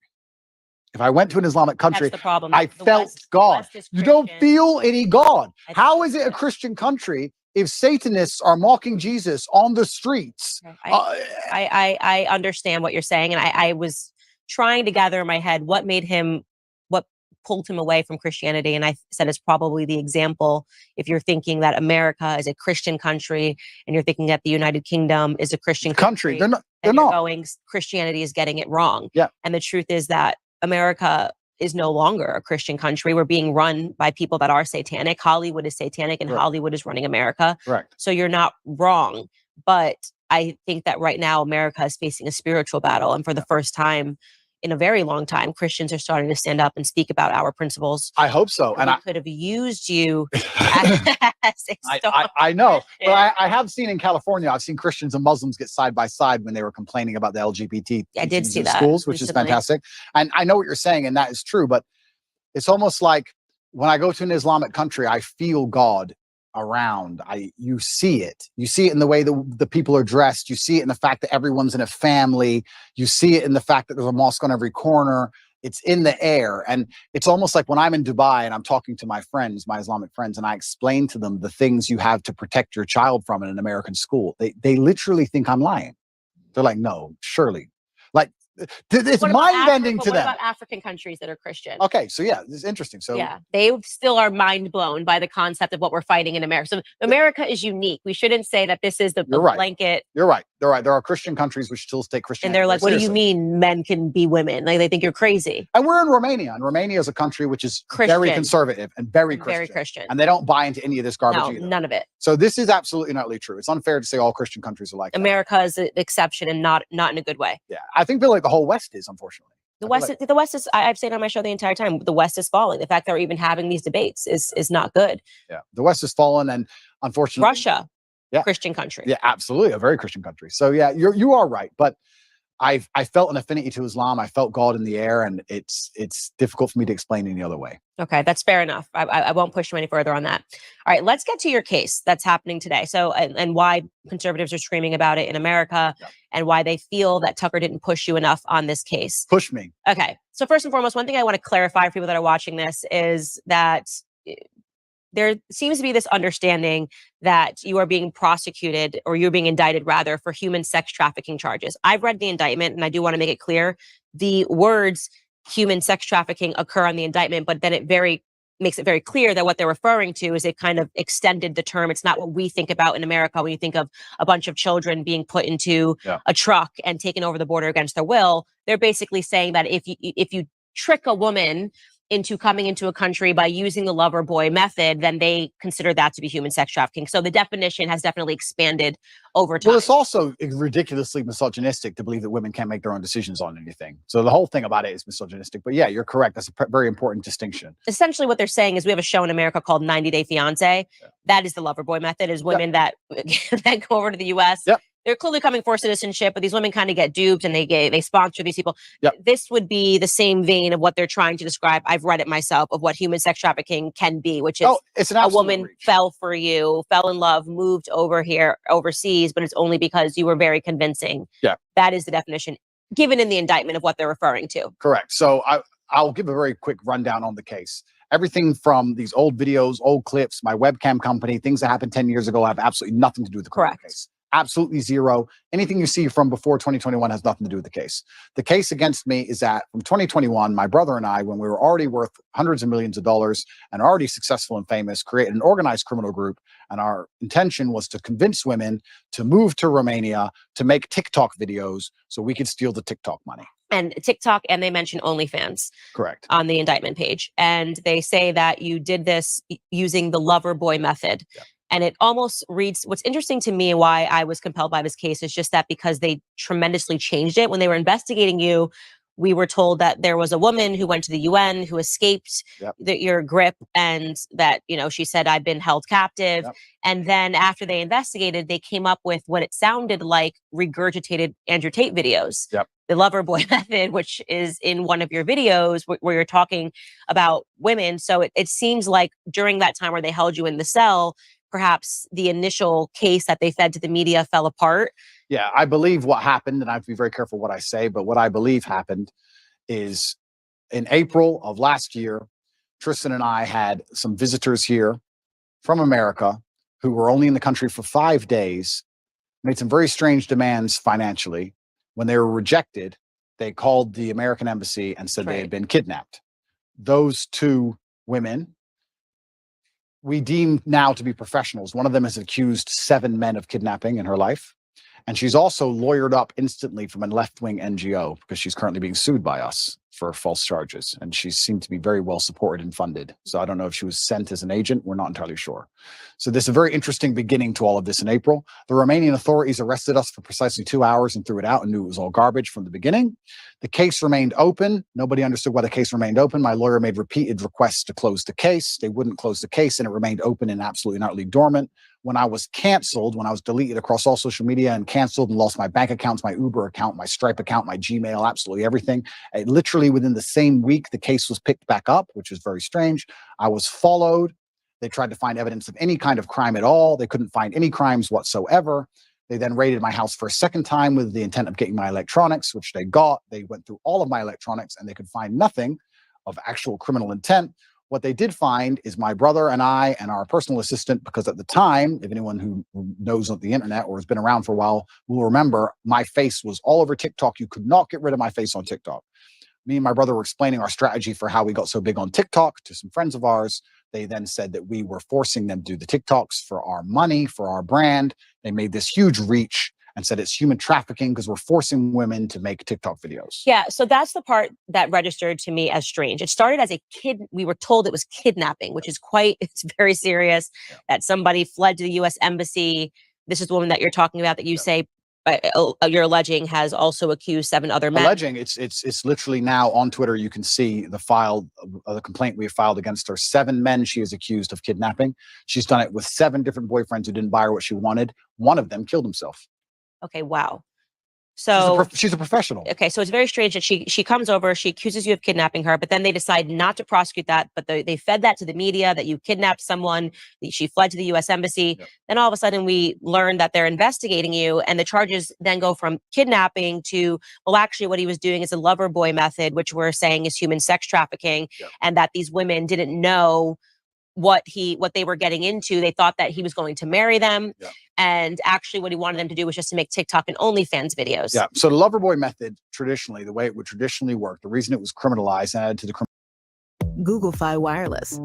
Shop Samsung Galaxy S23 Plus and get $500 back after 24 monthly bill credits. No trade-in required.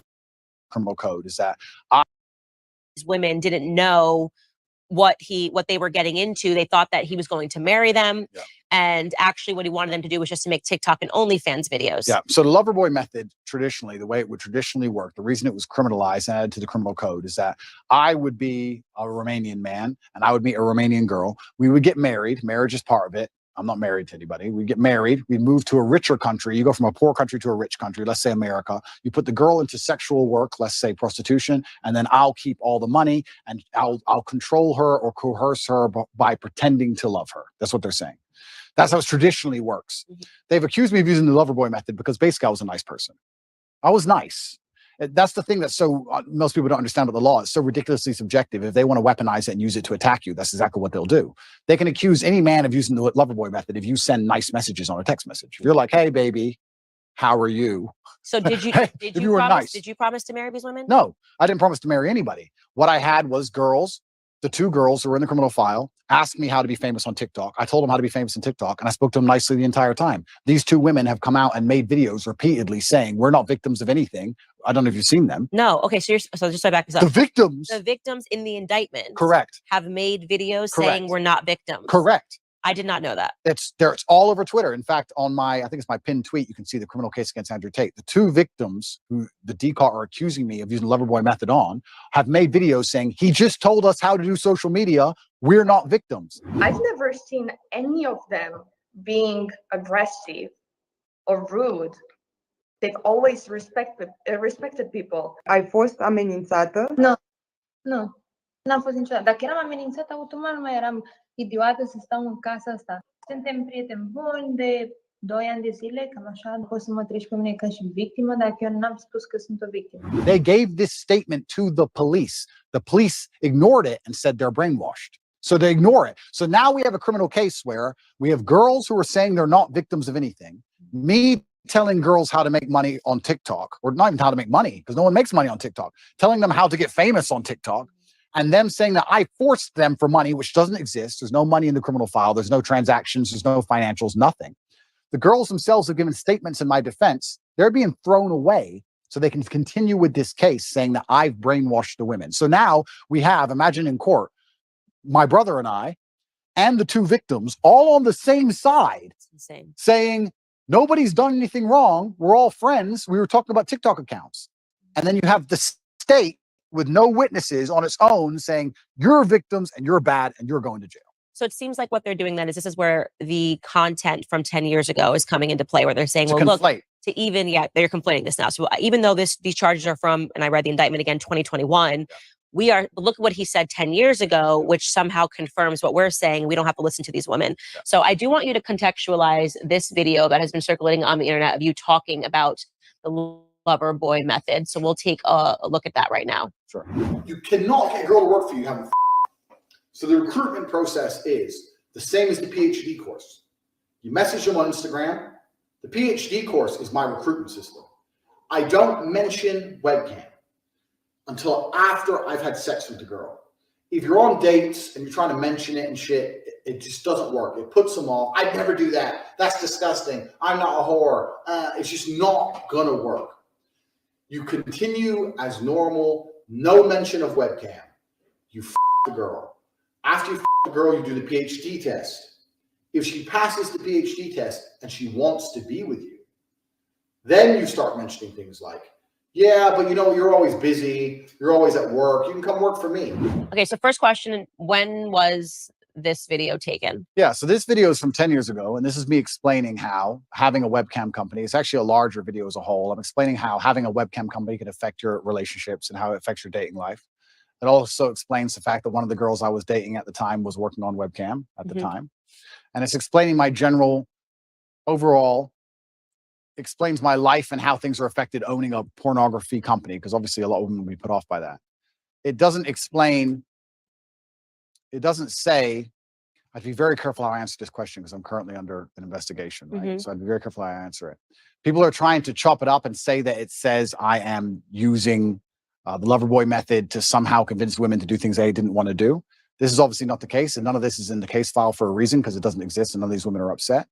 But this is simply me explaining. It's actually a dating course I made a long time ago, and I'm a little bit embarrassed about it, to be honest with you, because it was 10 years ago and I was talking about women and dating and things in a way that I wouldn't talk about them anymore. Right. So yeah, you look very young in the video. I'm super young and I'm talking about, hey, when you sleep with this girl or you meet that girl or you meet this girl on Instagram and I have a webcam company. I don't tell them I have a webcam company. And I just think all that's kind of crass and it's below me. Yeah. And I don't really like talking about it. And it's amazing how things change as you mature and you get older. But once again, I was a much younger man. I think if you were to take any 24-year-old and look at the stuff he puts on the internet, some of it's going to be stupid. And I think if you look at anybody who made things 10 years ago, some of it's going to be stupid. It's absolutely not criminal in any regard. There's nothing criminal about it. It has no bearing or any interest in the current case. But yeah, I was talking about how I don't mention I have a webcam business. The basic premise of the video was me explaining that I don't mention I have a webcam business ever. And that I'm Mr. Rich and I have this nice car and I go on dates with girls. And sometimes when I say I have a webcam business, some of them want money and they want to work for me. That's the basic premise of it. Right. I'm glad to hear that you're not proud of the video. And I think that that's one of those things where I say that people don't allow you to grow up from things that you've done or said in the past. And this is obviously when you were operating a webcam business, you're talking about. And that's the whole thing about the human experience. We're supposed to grow, right? And we're supposed to make mistakes and we're supposed to learn from them and we're supposed to evolve as people. And I'm certainly not proud of the video. When I say I'm not sorry for what I've done, I don't mean it in a, I would do the same things again. I don't mean it that way. I mean that at the time I was a lot less knowledgeable and I was younger and I made some mistakes. And just like I'm sure Jay-Z would never sell crack again. Right. Exactly the same reason I would never make a stupid video saying something so stupid again. I also could have never predicted the fact that I was going to become one of the most famous people on the planet. Right. I didn't see that coming. And if I did, I would have been a lot more careful with what I said and how I said it. And I do think that it's part of every person's journey to make some mistakes and learn from them and grow from them. And I kind of find it interesting that if I was a reformed drug addict, there'd be no problem. If I was a reformed murderer, there'd be no problem. If I was a mafia boss and I'd sit here and I'd killed 3 people and we were doing an interview and I was like, yeah, I used to kill people. I've done my time. I'm out of jail now. I get less flack than if I made a video talking about dating when I used to have a business that did webcam than I currently get, you know? So all I can do is understand that I was a younger man. I did the best I could at the time. And, I was trying my very best to survive in a very harsh world. And I understand now that a lot of the way I said things, I certainly shouldn't have said them that way, but none of it is criminal. Right. And it, again, has no bearing on your case today, but I want There's literally no bearing. And it's conflation. It's being circulated without, like, people think that video was shot last week. Correct. And that's what's so good because it's good to mention that because people are trying to conflate them because in the current case against me, there's no case.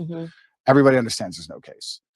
We're now in a situation where if the legal system's completely fair, then the case is over. So what they're trying to do is they're going to conflate with old videos of mine and they're going to try and muddy the waters and gaslight. And I will say that I am unhappy those videos exist. And I will say I wish I never made them, but I won't say that I'm sorry because at the time I did the best I knew how to do. And I think that's important for the young kids that are following you, especially the young men, to know. Like I say, I always hope that I talk about the mistakes that I made, and I probably wouldn't even categorize them as mistakes. It's just things that I did. And if I could go back, of course, I wouldn't do it. Hindsight's 2020. Yeah. But it's important for them to hear that. You know, I'm not proud of that. Obviously, I'm not proud of it. And that's why I never push them to the world, and that's why I never, propagate them in any way. Unfortunately, there's a weaponized attack against me where they still exist, and that's why I do so good to talk against them. I think that if you want to tell kids not to do drugs, you usually have a reformed drug addict to stand up and say, don't do drugs. I was a drug addict. It was a mistake. And I think that gives you a degree of credibility. So for me to sit here and say, be a lot more careful, one, with the way you say things on the internet, especially. 2, be a lot more careful with your interactions with women as a whole, especially in light of the Me Too movement and all these other things. Be very respectful. This is a small clip. If you watch the video in its entirety, I actually talk about extensively about how you don't want to make a woman feel pressured. You don't want to pick up a rape charge for no reason. If she feels upset or sad, make sure you get her a taxi home. I talk about all these things in the same video. So this is still the worst part of a very long form video taken out of context. However, I just think there's a lot of lessons to be learned from it. And yeah, if I have to be slightly embarrassed and a little bit taken aback by them so I can teach people the lessons, then I'm going to teach people the lessons. And the basic premise is I was explaining how I have a webcam company and how it affects my romantic life. And that was how it was all encompassing and went together. And I think when I made the video, I got like 28 views. Yeah. And now it's being circulated. And now it's being circulated, and I'm being told I'm the worst person in the world by people who pretended they've never done anything wrong for the last 10 years. And also, there has to be a degree of time. I like to think there's a statute of limitations. Like, how long are you going to hold? They will for the rest of your career. I'm sure they will. And it's fine. And that's fine. But I mean, it's just like, okay, 10 years ago, 10 years, a decade. Yeah, they're going to keep making you answer for it in every capacity. I've seen that.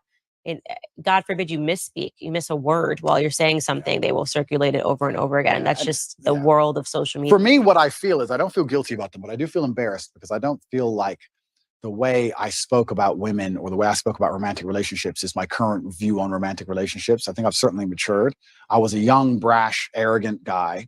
This is what happens when you have a young kickboxer who's beating everyone up, making a bunch of money from the streets. I was a young, brash, arrogant guy, and I spoke in a way I perhaps shouldn't have spoke. And I'm sure if Jay-Z makes a song today, he won't speak about women and crack and drugs the way he used to speak about women and crack and drugs. It's just the reality of life. And you have to grow, and you have to take the embarrassment which comes from growing. So I will certainly sit here and make sure, I think the whole world understands that that's not my message. That's not what I'm teaching young boys today. The young boys who are following me today have no interest in these videos and don't watch these videos unless they're pushed by haters. And I think that overall, I'm a net positive for the world. I think that men being so disenfranchised is, I want to say something quickly about the British school system. The English school system has attacked me, and they're trying to put me, they've spent billions of dollars trying to remove me from schools because young boys were running around saying, "What color is your Bugatti?" and repeating my sayings. I don't think I can really truly be held responsible for the fact that young boys repeat a saying, especially one that's not particularly aggressive. I think that shows that the young boys are looking for a hero and someone to look up to. And I feel like I'm filling a gap. And that's why I understand it's so important I say very good things and teach very good things. And I don't think I would have learned so much good if I hadn't been involved to a degree with the dark and the bad. I don't think there is light without dark. A lot of my lessons and a lot of the messages I give to the world come from the fact that I grew up in one of the worst areas of the Western world, surrounded by drug dealers, surrounded by real pimps doing real bad things, surrounded by broken homes. I learned all these lessons. And if I had never had those experiences and never grew up in that scenario, how could I be a person who's now teaching young men, disenfranchised young men, the realities of the world? How could I? We talked earlier about having a sheltered life. A sheltered life doesn't allow you to be the kind of man who can teach. So yeah, I spoke in a way I shouldn't have spoke. Yeah, I regret the video completely. Have I ever hurt anybody? No. Has any of the girls who are being mentioned in that video come forward with anything other than defense of me? No. Nobody was actually hurt. It was just very brash, very arrogant, very bad delivery, which I regret. I'm going to tell you something right now. If level with you as a human being, if I had to watch clips of me 10, 11 years ago, I would be red. Even the black girl go red. I couldn't even look. I wouldn't even want my husband to see it. So I feel your embarrassment. Well, and that's why a part of me, when they were regurgitating these clips, I was like, this is so unfair. It's so unfair to say I'm upset. And by and large, the stuff that you're saying to young men, even if there are certain things I don't agree with, although I found it interesting that you said that peacocking is natural with men, because I think you're right. Now that you say it, I'm just a woman and I don't understand it. Yeah. But by and large, the stuff that you're saying today is not that. And so I think it's really, you got to be really careful if you're convicting somebody on who they were a decade ago. Completely. And it's reformed drug addicts that will tell you not to do drugs, and it's reformed alcoholics that will tell you not to drink alcohol. Yeah. And I lived a life. I'm not going to sit here and try. And I think part of the reason actually, and it is part of my image, Top G is the name for any of the adults who are watching it. Top G is what they call me, my nickname. But part of it is the fact that I grew up in a bad area. Mm-hmm. I can fight. I have this money. I'm in this big compound in Romania with armed guards. And there's that degree of it. There's that nastiness and there's that rough to the edge, which makes my message so interesting for the young boys to watch. But that's because I came from a very rough life. And yeah, all I can do is apologize for the delivery, but I will not apologize for trying to do the best I could at the time in the scenario I was in. Growing up. Completely. And I think that that's one of the things that sucks about being a public figure is every single moment that people are looking at it under a microscope. And I always say, I want to give people permission. I always say I took the most liberal route to conservatism that there ever was. Yep. And so I'm just not so quick to judge people.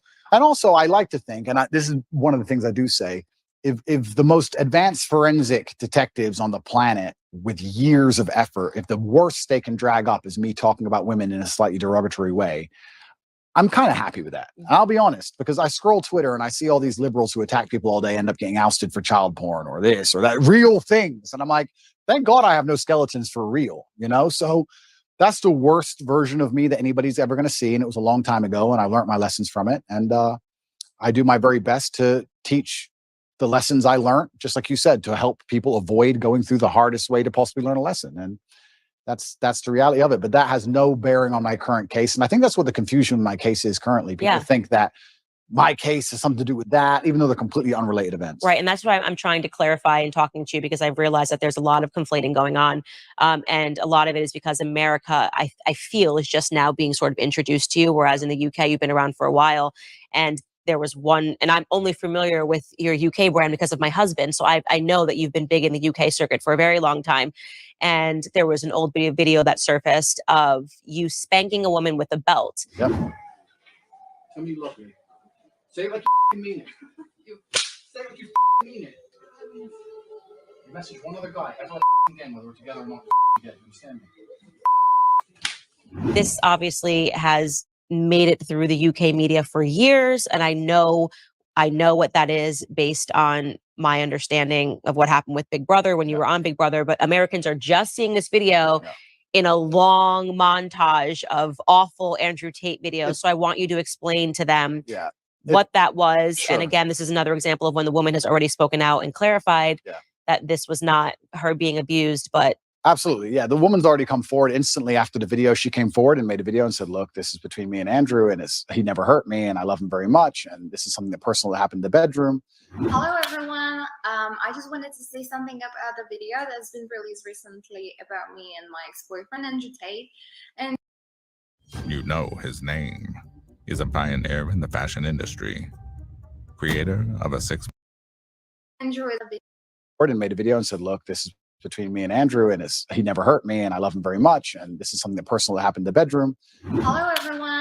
I just wanted to say something about the video that's been released recently about me and my ex-boyfriend, Andrew Tate.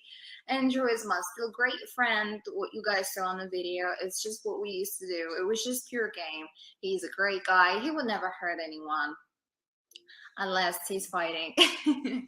And I just wanted to let you know that this is a huge misunderstanding, because I heard he got kicked out from the house because of it, which I found very unfair. It's because it was just pure game. It's just what we used to do. And it's actually interesting because when I got arrested, even recently, even though me and her are no longer together, she was also doing videos in my defense. She made a very recent video a few months ago saying, once again, very nice things about me. He is not a human trafficker. He would never rape anybody, and he would certainly never ever human traffic anyone either, including his brother. They would never do such thing. I am just so shocked, and I'm so fed up with all of these lies. And you're right about public life, having your dirty laundry or your life thrown out there to the world. It's kind of interesting. And it's interesting how fast people throw stones, because I know how clean my life is compared to most people's lives. And I know that just from conversations I've had at dinner tables. I know from just dinner table conversations. You talked earlier about dinner table conversation people have in couples, etc. I've been sitting around in very private rooms with very rich people, and I've been in very important places and also some very low places. And I've heard people talk, and I'm like, if your life was on display like my life was on display, it would be a real circus. I mean, imagine you could be the son of a president. Imagine if their life was on display. And you could find out some really interesting things. So me personally, yeah, these things are the same old regurgitated things from 10 years ago that have been previously explained. That was also, I was going to say, can you date that video? When that video, I must have been, how old was I? 2015, maybe 2014, okay, a long time ago. Right. And I think the best defense for all of these things, personally, I don't think that anybody should take my word for it. I think the best defense for all of these things are the voices of the woman directly involved. Right. We say, believe all women, right? That's what we say, isn't it? Okay, well, you don't have to listen to a word I say or believe a word I say. If you think I've done something wrong to a woman and the woman stands up and goes, no, I love him, that's garbage, then that should be the end of the issue, I believe. Maybe I'm getting libertarian again. But no, I mean, I very much agree with it. And this kind of gets into, gosh, what is the name of the guy in Hollywood that he just went under Me Too and Hammer something? Yeah, Army Hammer. Yeah. Right. And this is another person I defended on my show. He was in consensual relationships. BDSM was his thing. He was very clear that it was his thing. The girls were okay with it. Maybe because he was a Hollywood star, but he never lied. He never coerced. He never confused.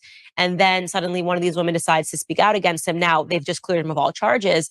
And I sort of have the perspective that if they were doing this in a consensual relationship, irrespective of how I might examine it and say, I would never do this in a consensual relationship, you can't then turn him into a rapist. Well, this is the thing.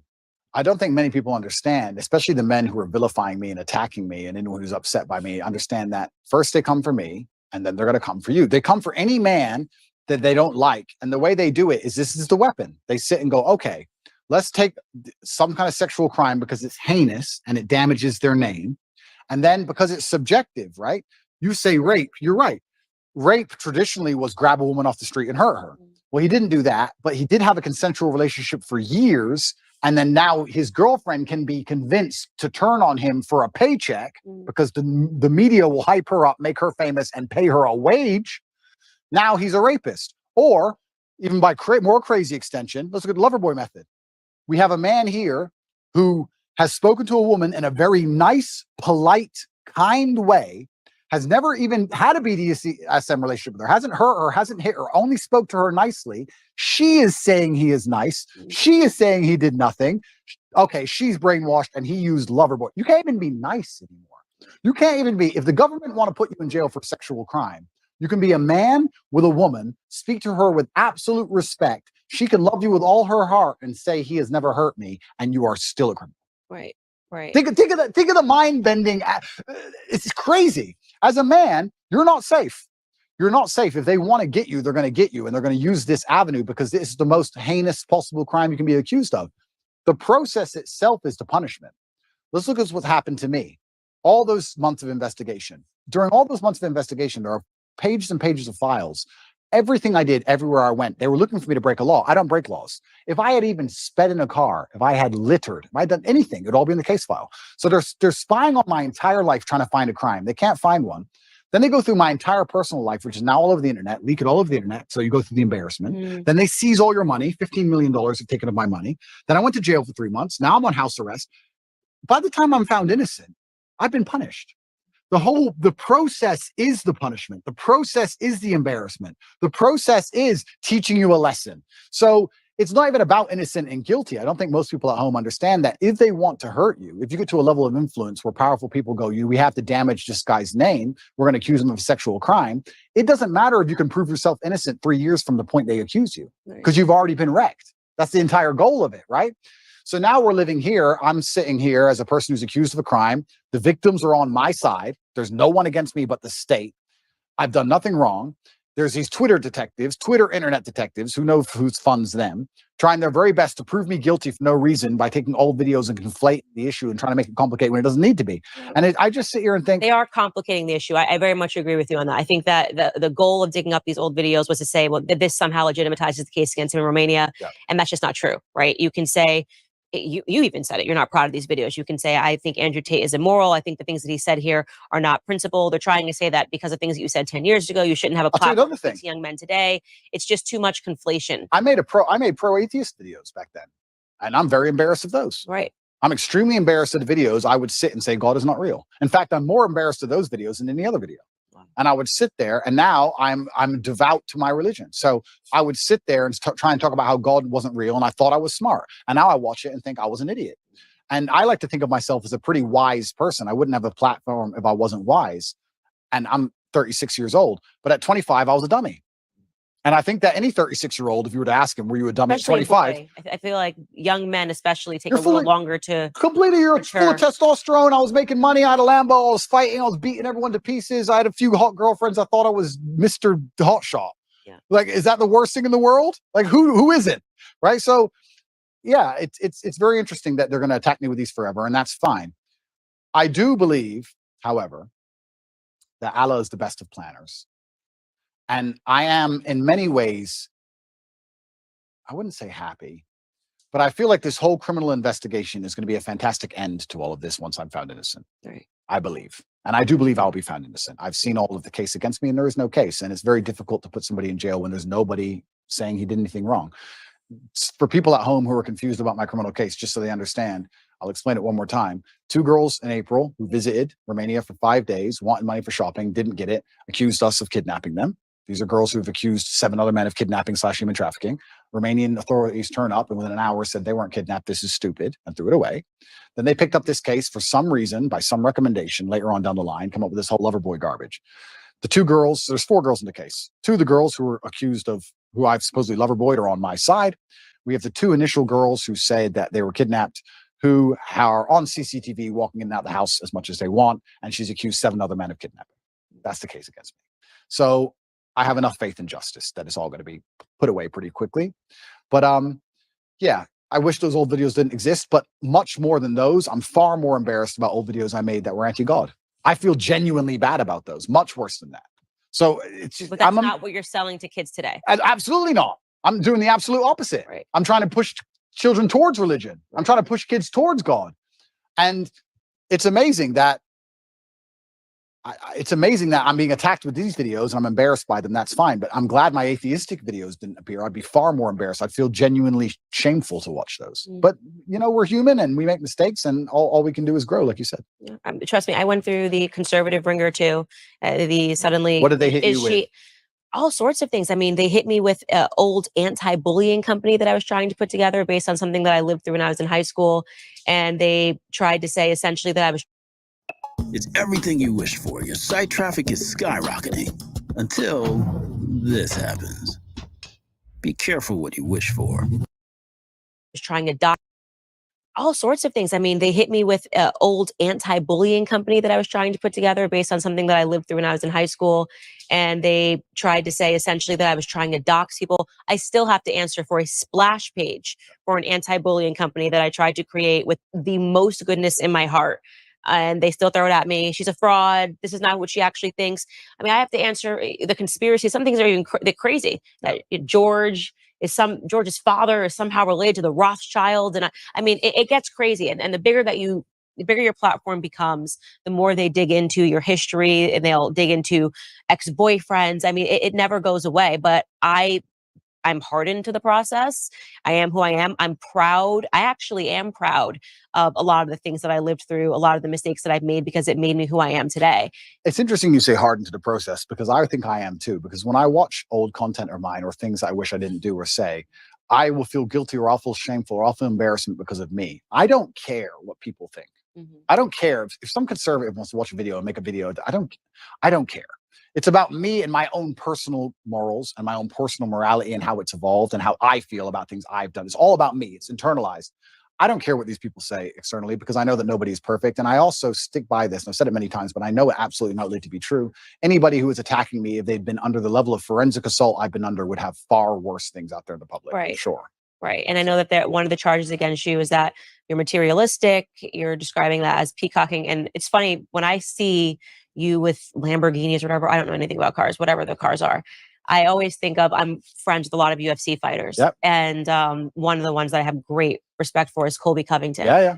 And it's so funny because when I have my podcast, he's sort of this quiet guy, super respectful, just not at all what you're getting in the ring. Yep. And when we talked about that, he said, no one paid attention to my fights. And then suddenly I'm in Brazil. I think I'm about to get dropped. Then I start talking a bunch of trash. And suddenly he's got a huge audience behind him. And this is part of the men like the bragging, the men like the peacocking. Completely. And so I love it. And that's why I say when I see some of these videos and I see conservatives assigning like real meaning to you saying stuff that is just so obviously content for young boys. It's the only way I can describe it. I mean, this is just like a bunch of guys just being guys and girls just like, this is so stupid. That's my reaction to it. It's so stupid, but why are we trying to assign real meaning to this? This is like guys, this is how guys have fun the same way that girls sit around and talk about Real Housewives. Yeah, absolutely. It's bravado. It's girls are into, my husband cannot do like 5 seconds of hearing me and my girlfriends talk about things. He's like, I'm out. And this is what when him and his guys are together and he's like, they're fishing and the first catch, you got to bite the head. I'm like, that is so stupid. So ridiculous. Why are you biting a head off of a fish? But it's just boys being boys and girls being girls. Completely. And so I think that people should not assign, like, I mean, I've seen really stupid videos of you and they're trying to really assess these videos as if this is like, I'm like, this is just what I call posting. Well, yeah, they're taking and it. Now you see Colby, he's got these hot girls in bikinis. He's behind cars on his thing. And I think it's hilarious. And I think it's funny because I get it. It's not for me. And that's not for me. And that's the thing, actually, which a lot of conservatives and the conservative movement don't understand, is that by attacking somebody for having a little bit of fun, or for being bravado, for having some bravado, or saying something audacious, or having a nice car, whatever. Bugatti, whatever. Yeah, if you're going to attack people for that, you're just going to drive young boys away from your message. And you need the youth of a message for the message to exist and survive. If you're going to just be Mr. Boring and be upset by everything, then nobody's going to want to have any affiliation with it. I really do believe the reason liberals owned the culture for so long is because liberalism overall, it's not, because when you become spiritual, you understand that it destroys your soul, but it looks fun. It does look fun. It looks fun because there's no rules. And you can do a bunch of dumb stuff. You can take drugs, you can run around, go to orgies and watch porn and sleep with all these degenerate women, and they're all promiscuous, and it's a big party. It looks fun. And we talk about culture and how important it is to win the culture. Okay, well, then I come along and I'm largely conservative minded and I have this massive fan base. And then you're going to attack me and say, Andrew has a car and that's bad. Yes, well, they're like, is that the fight you want? Is that how you're going to win this culture war? I very much separate myself from the conservatives that do that. I'm like, on my show, I'll show a clip. And I'm like, I can't believe this is even being passed around as something that should be taken seriously. It's so stupid. Yeah. It's so ridiculous. It's so obviously content for guys. Yeah. This is what I imagine if my husband left to his own devices and he's around all of his lads in the UK. I mean, the stuff they talk about is just so stupid. But then he thinks the same thing about me when I'm with all of my girls. It's so stupid. Completely. And we do need to stop being so severe. Okay, it's materialism. Okay, I get what you're trying to say, but also this is just fun content for guys. But then let's also talk about the materialism thing, right? Because it's interesting to me that conservatives will sit and say, oh, materialism is bad or it's anti-Christian, etc. And I understand where there might be a point to argue there. But I tell you something, if you're completely and utterly broke, then you need the government to eat, then you're in a lot of trouble. We talk about the matrix and resisting the matrix. One of the tools to doing that is financial freedom. And that's just one of the baseline realities of it. I'm not saying you should sell your soul for money. Absolutely not. But if you want to truly resist the matrix as a whole, you need to have money to do it. It's pretty hard to do when you're broke. Even me as a person, if I had no money, the current situation I'm in would absolutely and utterly destroy me. I would be completely and utterly wrecked. Like, how could I pay my bills? They've taken $15 million of my money. I'm locked in my house. So you need to have a degree of financial freedom. Otherwise, you're going to end up just doing what you have to do to eat. You look at these people in England. There was a video that recently was on Twitter. I felt really...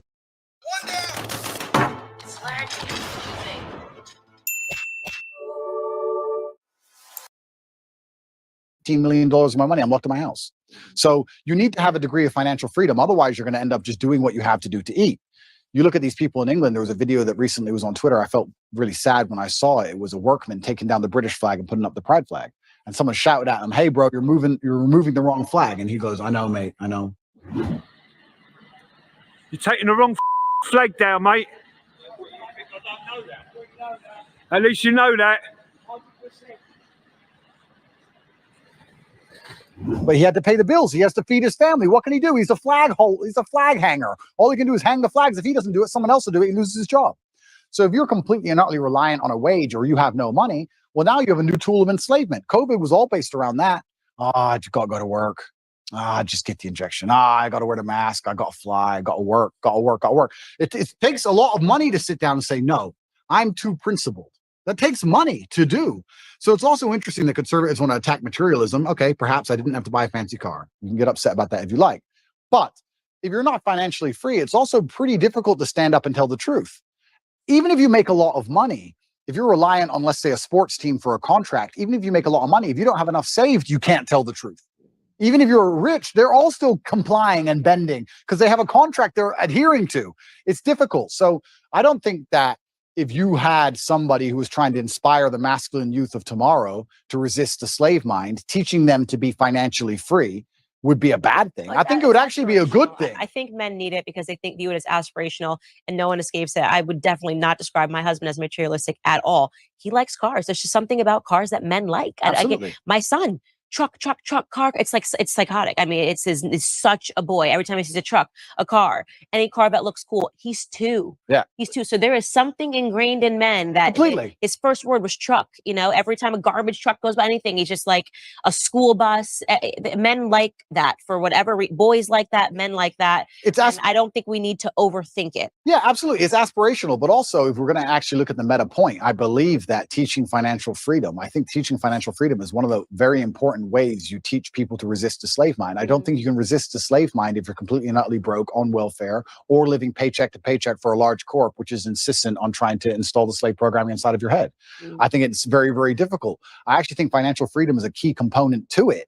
And I think that me standing up and showing a life that costs $50 million a year or something ridiculous, doing that on purpose and trying to inspire men to make as much money as possible is actually a very key component to the resistance to the slave market. I don't think many people understand this, because if you teach young men how to go out there and become rich as possible, it's very difficult they can do that without learning some degree of mental fortitude, without learning how to speak to people, without learning how to network, without learning how to be competent and disciplined and motivated and work hard. And then they do all that, they have enough money so that when someone comes along and says, take this injection, they'll say, no, I don't want to take the injection. I'd rather miss the flight.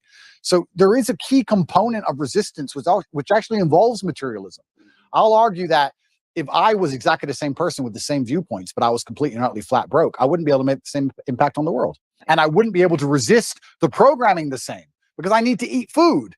So I'd actually counter argue any conservative who's complaining about my beautiful car collection of 42, not one, 42 nice cars, that having a lot of money is actually an important way to resist the matrix. I can only talk from personal experience, but the number of times, especially during COVID, for example, where I managed to not have to comply with any of the laws simply because I was loaded, I can't even name them on 10 hands.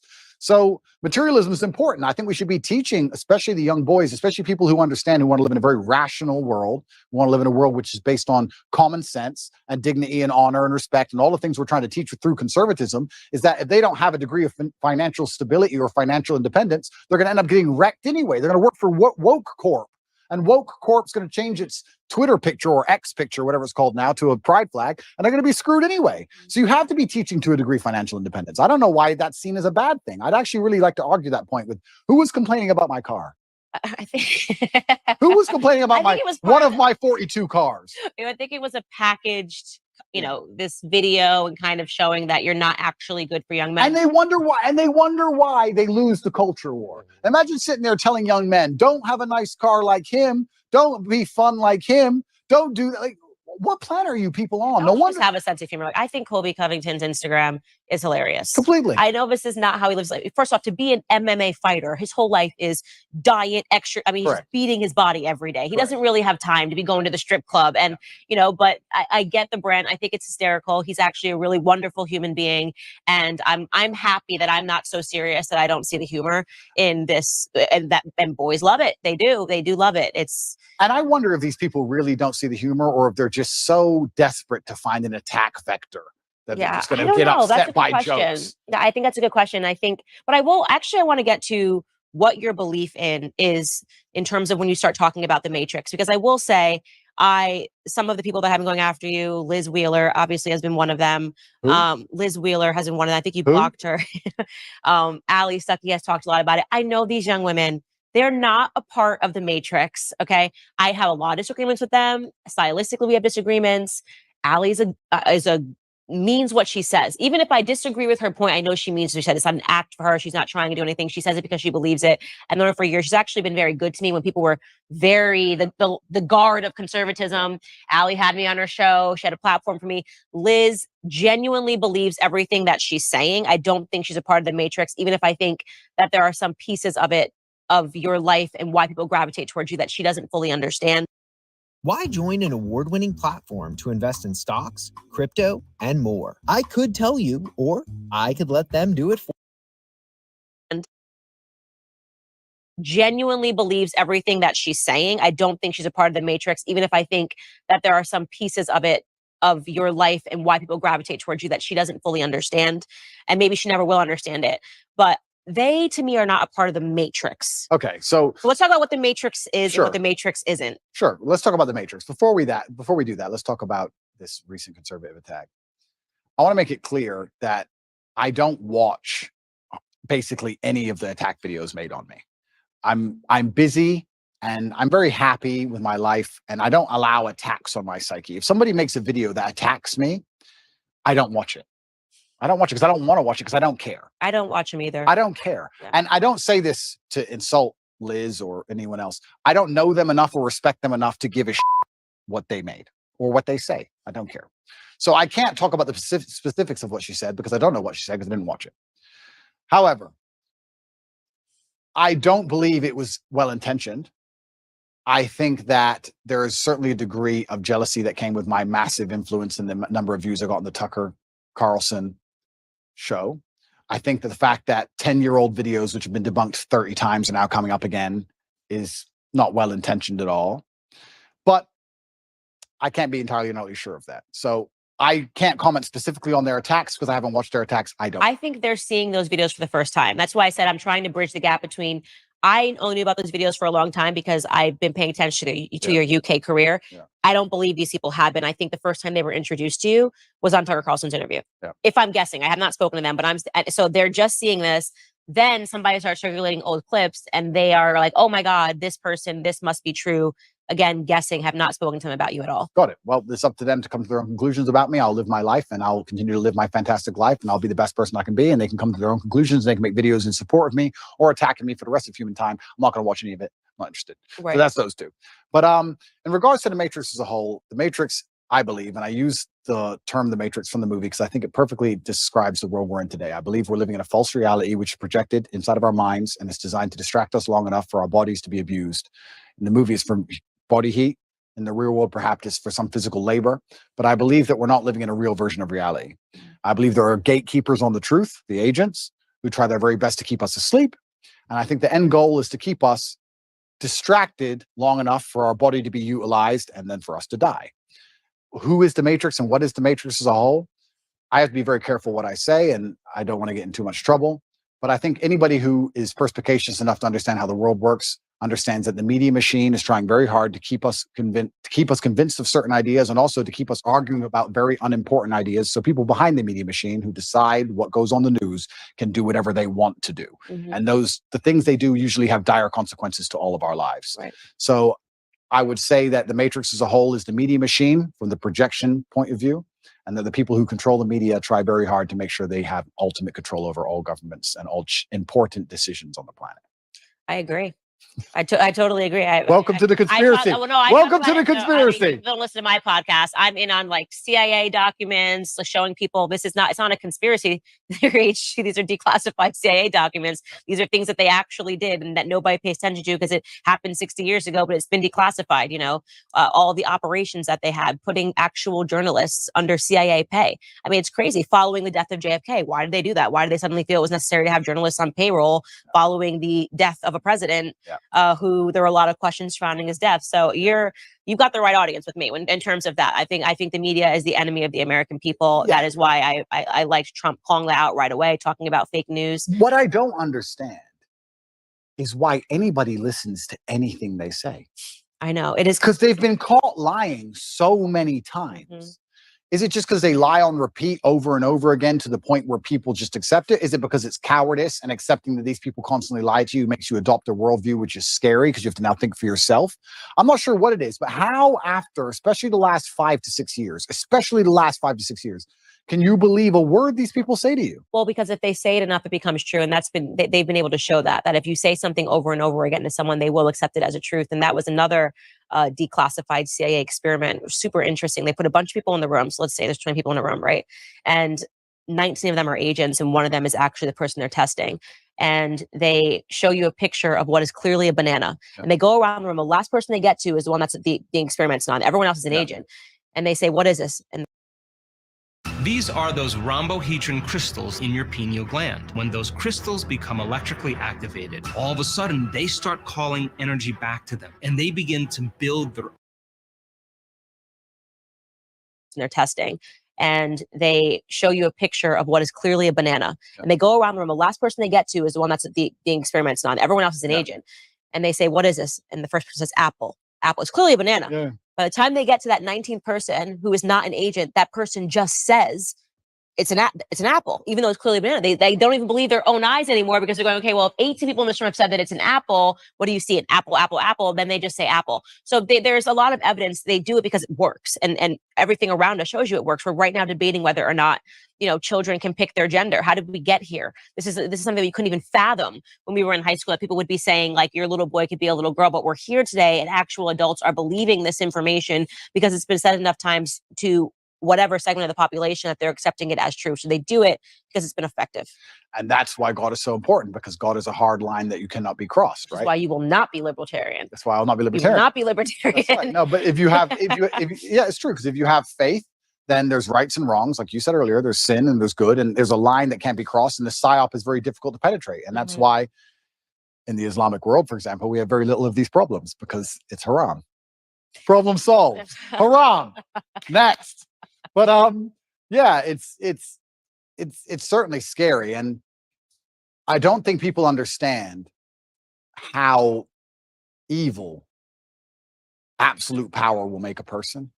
I don't think people understand how petty and how vindictive and how degenerate absolute power will make people. I think there's a degree of naivety in the population when you talk about the Matrix and the people who are behind the media, and they believe these people might be powerful people or rich people, but not necessarily bad people. But unfortunately, I don't think they really truly understand the reality. I had a theory that I was arguing with somebody with, and I keep using COVID because it's a perfect example of the PSYOP. Everybody who once believed in COVID now no longer believes, mostly all of them, which I find actually remarkable. Because when I talk about COVID now, in front of 20 people, everyone's like, yeah, man, that was garbage. But during COVID, I couldn't find a single person who wouldn't wear the mask. I was like, oh, I'm by myself. I got arrested in Germany. Me and Tristan got arrested, surrounded by mask wearers, handcuffs. I'm like, what the? And I guarantee if I was standing in front of those people now, they'd all be like, yeah, COVID was stupid. It's amazing how people want to flip and forget reality. So I use COVID because people were fully psyoped and now they're not psyoped. And I'm trying to wake you people up to understand something about how garbage it all is. I'm trying my very best to make people understand that the people who make the news have no interest in you being informed. Why would they make the news and broadcast it to you everywhere for you, little Mr. Nobody, to understand how the world works? Why would they care about you knowing anything that's important ever? You're not a slave if you're knowledgeable. And that's why I always say, go back to when we had physical slavery in America. A requirement to maintain that was ensuring that slaves didn't learn how to read. That was part of the slave code. They weren't allowed to learn how to read. If you were caught teaching a slave how to read, you too, as a master, would fall victim, right? And that it was so important for them because they know that an educated mind can't be enslaved. Absolutely. So the goal of the mainstream media is to keep people stupid. And it is why I think that despite the fact that you admittedly say that you are not a conservative, and despite the fact that I don't think you're overtly political, none of that really matters. I think what matters now is what you will do with the platform that you have, Completely. what impact you will have. Completely. And inspiring people to free think and to not believe all the slave programming which is told to them and to not just follow lockstep with the lies that are given to them, I think in and of itself makes you a conservative and to a degree makes you political. Unfortunately, now that's how the divide exists. If you're teaching people to think for themselves and be strong people of agency and self-respect, then you're going to be on one side of the political spectrum. And if you're teaching people to be the absolute opposite, you're going to be on the other side. And by extension, I guess I am political and I am conservative just because I'm telling men to stand up and to be strong and to think for themselves. And that makes you resist to slave programming. And I like to believe that the conservatives themselves have resisted slave programming the most.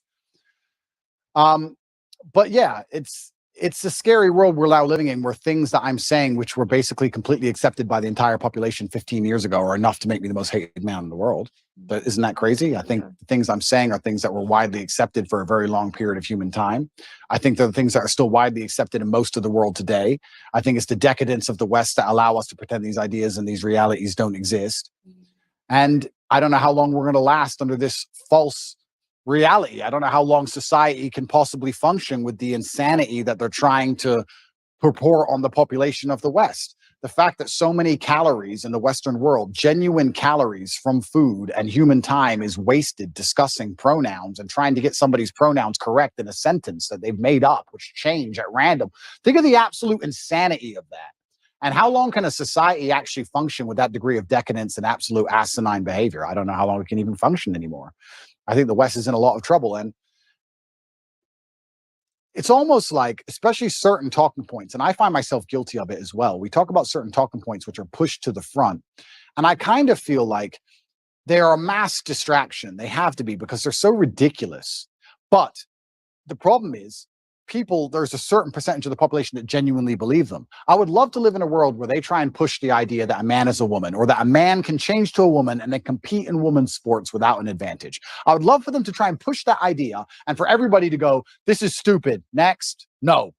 But because some people believe, we have to now waste our time discussing and debunking the most obvious, hello, water is wet. We have to sit here and talk about the sky being blue for days and weeks and years almost at a time. Talk about the ultimate distraction tool by the Matrix, for them to sit there and go, you know what? Let's come up with some absolute garbage and let's throw it to the front. And the smart people will fight against it, but enough dummies will disagree with it. And that will keep them distracted while we do something that matters. And I even find myself falling victim to it because it's so necessary, because a certain subsect of the population is so dumb that they believe it. If people were all just a little bit less receptive to the slave programming, everyone would stand up and say, no, you're going to try harder than that next. And we could discuss something that actually matters. And this is the point I was going to say earlier about COVID. So COVID, I think a lot of people do not understand how petty and vindictive power can genuinely make somebody. And I had an argument with a friend of my brother about 2 or 3 years ago during COVID, when you had to wear a mask when you went in the restaurant, and then you sat down, you took it off, and then you ate, and you put it back on to go to the toilet, you took it off. And I said, I hope you understand there is someone somewhere, some billionaire on a yacht, who is doing this as a compliance exercise, as a joke. I know. As a joke. And he goes, why would you do all that just for a joke? Because if you're in charge of the entire world and you have unlimited money, what's going to make you happy? A Ferrari? You've had Ferraris your whole life. Boring. All that you care about is power, compliance. It's all funny to you. It's vindictive. It's petty. Why not? You're in charge. For the same reason, if you're in charge of a big company, you're like, I want you all in at 8:45 tomorrow. Why not? It's a power play. Ego, status, respect, all the things we were talking about earlier. These people are born into massive influence. Money doesn't make them feel powerful.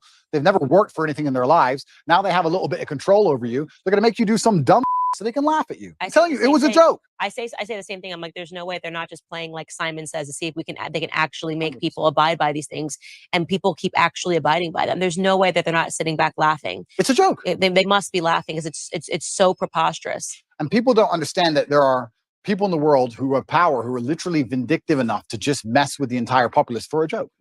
And I don't think people understand, when you look at the Matrix as a whole, and you talk about the media machine and how it's trying to push these ideas on you, and the people behind it do not have any kind of genuine intention. Their intentions are absolutely and utterly selfish. They want to feel good and feel powerful no matter what it takes. Or they might have some sexual perversion. They want more transsexuals in the world, and then they decide to just create them. Who knows? They just want less men. Or less men. The only thing that can stand up to evil is strong men. So Absolutely. So however they have to do it, whether they have to push homosexuality, whether they have to push people literally making themselves eunuchs by going into the doctor and saying, chop off my penis, I don't want it anymore. That if they have to make women believe that they can be men when we can't, it all becomes a joke when there actually is a war. You realize we were never going to be able to fill that void. I think it is an attack on masculinity, which is why I do believe that raising up strong men is the number one requirement in society right now. Is this Darwinism, do you think? Well, is there a Darwinist? And that's a good question. Is it? I mean, and the reason is because I actually truly respect you, Candace. You're very smart. You're very smart. And often I sit on podcasts and I just talk. But I want to actually get some feedback. If you walk into a doctor and say, please, chop. I can't even say it. You know what I was saying? Get rid of it. Please. Affirm my mind. Please. I watched the Disney Channel. Please. Is this Darwinism? I do say in the end we win, right? Because they're not going to be able to procreate these ideas, so to speak, right? But that's why they need your children. That's what's so scary. That's why they're so intent on getting the kids. Because for any idea to exist in the future, you need the next generation. And also children are the most susceptible. And it's kind of evil and scary that these people have a worldview which is so logically flawed, is so devoid of genuine rationale, that they have to go to the most susceptible subsect of the population to inject it. Which is why I'm worried we're not going to get off this island. Hey, have you gotten a Google Fi phone plan yet? Flawed. It's so devoid of genuine rationale that they have to go to the most susceptible subsect of the population to inject it. Which is why you should get married. Because the guard against that is strong families. Is it? It is a nuclear family. It is a mom and a dad sitting around the dinner table saying, what did you learn at school today? It's mom guarding at home, going through their homework and seeing what they're learning and saying, absolutely not. And it's dad going to work, building, and that nuclear family is the only guard against handing over your children to the government, which is why in the next 5 years, I just think you should get married. The only guard except Islam. What? No. I don't have to worry about my children's homework. Thank you very much. It's all handled by God. And it's interesting you said that, though. It is a good point. And I think Matt Walsh actually said something about me having, I have children from a few different women. I don't like to give details on it. But so does Elon Musk. And I do think, although this may be elitist, I will state here that at a certain level of finance, it's not the same crime as it would be if I was a traditionally financed individual. I can afford 2 or 3 families, and I can afford to see them all. And I can afford to go to 3 countries in a single day on my jet if I need to. And I'm a very good father to all my children. I love them very much. And you're right. I completely agree with you. The nuclear family is the answer. My solution is not the solution for everyone, but the nuclear family is the answer. I agree with you. But Islam is also an answer. Well, I don't know enough about the Islamic faith to be able to counter you on that point, but I do think that having all your children around the dinner table, brother, sister, rivalry, This is beautiful. the rib, it's beautiful. Of course. I want that for you. Of course. It's beautiful as well. Okay. But sorry, I'm not, I have to, we talk about Darwinism. I'll ask you another question because I'm very interested. Do you think abortion is Darwinism? It's an argument that can be made, right? Killing off your own offspring, it means that you're not putting your offspring into. But like these people with the sign, yeah, I killed 10 of my kids. Isn't that? I mean, it's evil. It's satanic. It shouldn't happen. I'm not saying that it's a good thing. I'm just asking: is there a Darwinistic element to all of this? That when I look at that the earth will be populated with conservatives because their ideas. I mean, my husband always says the left is a death cult. If you look at all of their ideas, they lead to death, right? You can't procreate. You're killing off your own offspring. Every single one of their ideas leads to death and destruction. It's unbelievable. So in the end, you'd have to have the perspective that conservatives win naturally because we're talking about if we own the culture. Yeah. But we don't. So what they're doing is they're using the culture to psyop enough young children who are not living a traditionalistic life, or like you're saying, or not having a strong family, nuclear family to keep them against the slave programming. And they're using them to create the new generation of death cultists to continue to keep humanity under attack. But I don't know. I really struggle. As a person, I try my very best to, my father had a saying, which I use, I allow manipulation to find out where my enemy wants me to go, and then I use my mind to break the trap and punish the perpetrator. And the reason he said that was because if you don't allow them to manipulate you, you don't know exactly where they want you to go. If they try to manipulate you and you absolutely not resist, you might end up taking another path towards the same destinations. You should allow them to manipulate you. Watch the slave programming, watch the propaganda, watch all of it, find out what you want, then what they want you to believe, and then you can use your mind to instantly break the trap. I did it in COVID. And when I first watched COVID, when I watched the Italian hospitals and people falling over in China, at the very, very beginning of it, I sat there and thought, what do they want me to believe? They want me to be scared of this disease. They want me to be afraid. No, I'm not going to be afraid. So if I'm not afraid, what's the answer? Well, the answer is to go to which country? Sweden's open. Nobody talks about the fact that Sweden was open the whole time, never closed ever. I mean, interesting, we're in nightclubs the entire time people were locked in their houses. Nobody talks about this. It's like no one mentions it anymore. But you have to use your mind to break the trap. And I feel like I've tried to allow my mind to be psyoped into this transgender stuff or this abortion stuff. And even I can't even pretend to buy into it. I can't see how you can reach that level of delusion. And that's where I say, maybe it must be Darwinism, because maybe even with all of my mental capacity, I can't even pretend to be stupid enough to want to go and chop my genitalia off to then imitate a woman, poorly imitate a woman for the rest of my human years. That literally sounds like a form of torture. That sounds like one of the worst existences ever. I feel sorry for anyone who's fallen for that because they're never going to be what they want to be, ever. It's just like the worst possible existence. I just can't think of anything possibly worse. And I don't know, maybe there's a Darwinistic element to all of these things. If we can just control the culture and make sure that no future children are psyoped into the death cult, maybe it should all fall apart, because people who truly are that susceptible. Me and my brother have a joke in the house. There's flies and mosquitoes in the house sometimes. Every time one of us kills a fly, we say, you've improved the gene pool. Because the slow one got killed. The fast one, he doesn't get killed. So the fast one's going to be here forever. I'm going to think about that every time I kill a fly. Every time you kill a fly, you're helping them get quicker. If we didn't kill flies all these millions of years, they would never be so elusive. I don't know. Maybe there's a Darwinistic element. Maybe I'm just trying to feel better about it. Yeah, maybe they're so evil they've decided we're going to kill off all of the people that are stupid. I don't know. And then we'll be left with just strong, independent. But then they can't control the strong, independent people. So then you got a bit of a problem there. I've got another question for you. How polarized do you think the world is? Do you think there's two teams? Do you think the globalists control everything? Do you think there's 3 or 4 teams? What do you think about that? I think it's probably now divided into 2 teams. Yeah. Because now you have to find more in common. It's like, how crazy are you? We may have been divided into 4, 5, 6, but now it's like, do you believe that children should chop their off? Right. Or yes or no. Circle yes or no. Yeah. Right. That's where we're at, because you have to be so far deluded to believe this. And if you're just in some realm of sanity, we probably have enough in common that we should fight together. Right. Just because like they're going after the kids now. It's like, and I think that is really where we got divided into 2 categories, where it's like you're either pro going after the children or you're against going after the children. And it's remarkable how many people are pro letting them go after the children. It's kind of scary, but that's where we're I think it's now pretty much two camps. It used to be more. I think so also. And then within you, obviously, there's little battles, and to me, they're meaningless. Yep. I think maybe I'm saying that because I'm a mom, and now so there's nothing more important to me than protecting children and worrying about what my children are going to face. I'm going to be the crazy mom when my kids are at school. I will be there every single day, looking over every assignment. Amazing. Leaning fully into the feminine role Amazing. of like, yeah. So I do think now it's come down to two camps. It's crazy and not crazy. I wonder what the future of the world is, Candace. I feel like I know everything and I talk like I know everything, but I'm actually starting to think things are getting Your dad might have had an idea. Yeah, I wish he was still around, but things are starting to get very, very strange. And yeah, and I guess also when we're talking about my libertarianism versus conservatism, I would never allow my child to be aborted ever. I do think it's heinous and disgusting, but I will be honest with you. When I see people trying that hard to kill their kids, I'm kind of like, I'm not gonna lie. Maybe that's the libertarianism in me. Maybe I don't know, but I'm just like, there's got to be a Darwinistic element to some of these things. I don't think they should happen. I would love to stop them all. I believe that all life is precious. I think it's heinous. I don't think that anyone should chop off any of their body parts either. But it does get to a point where it's just like, if you're that desperate to damage your own life and damage yourself, am I the person who's going to fight for you? I don't know.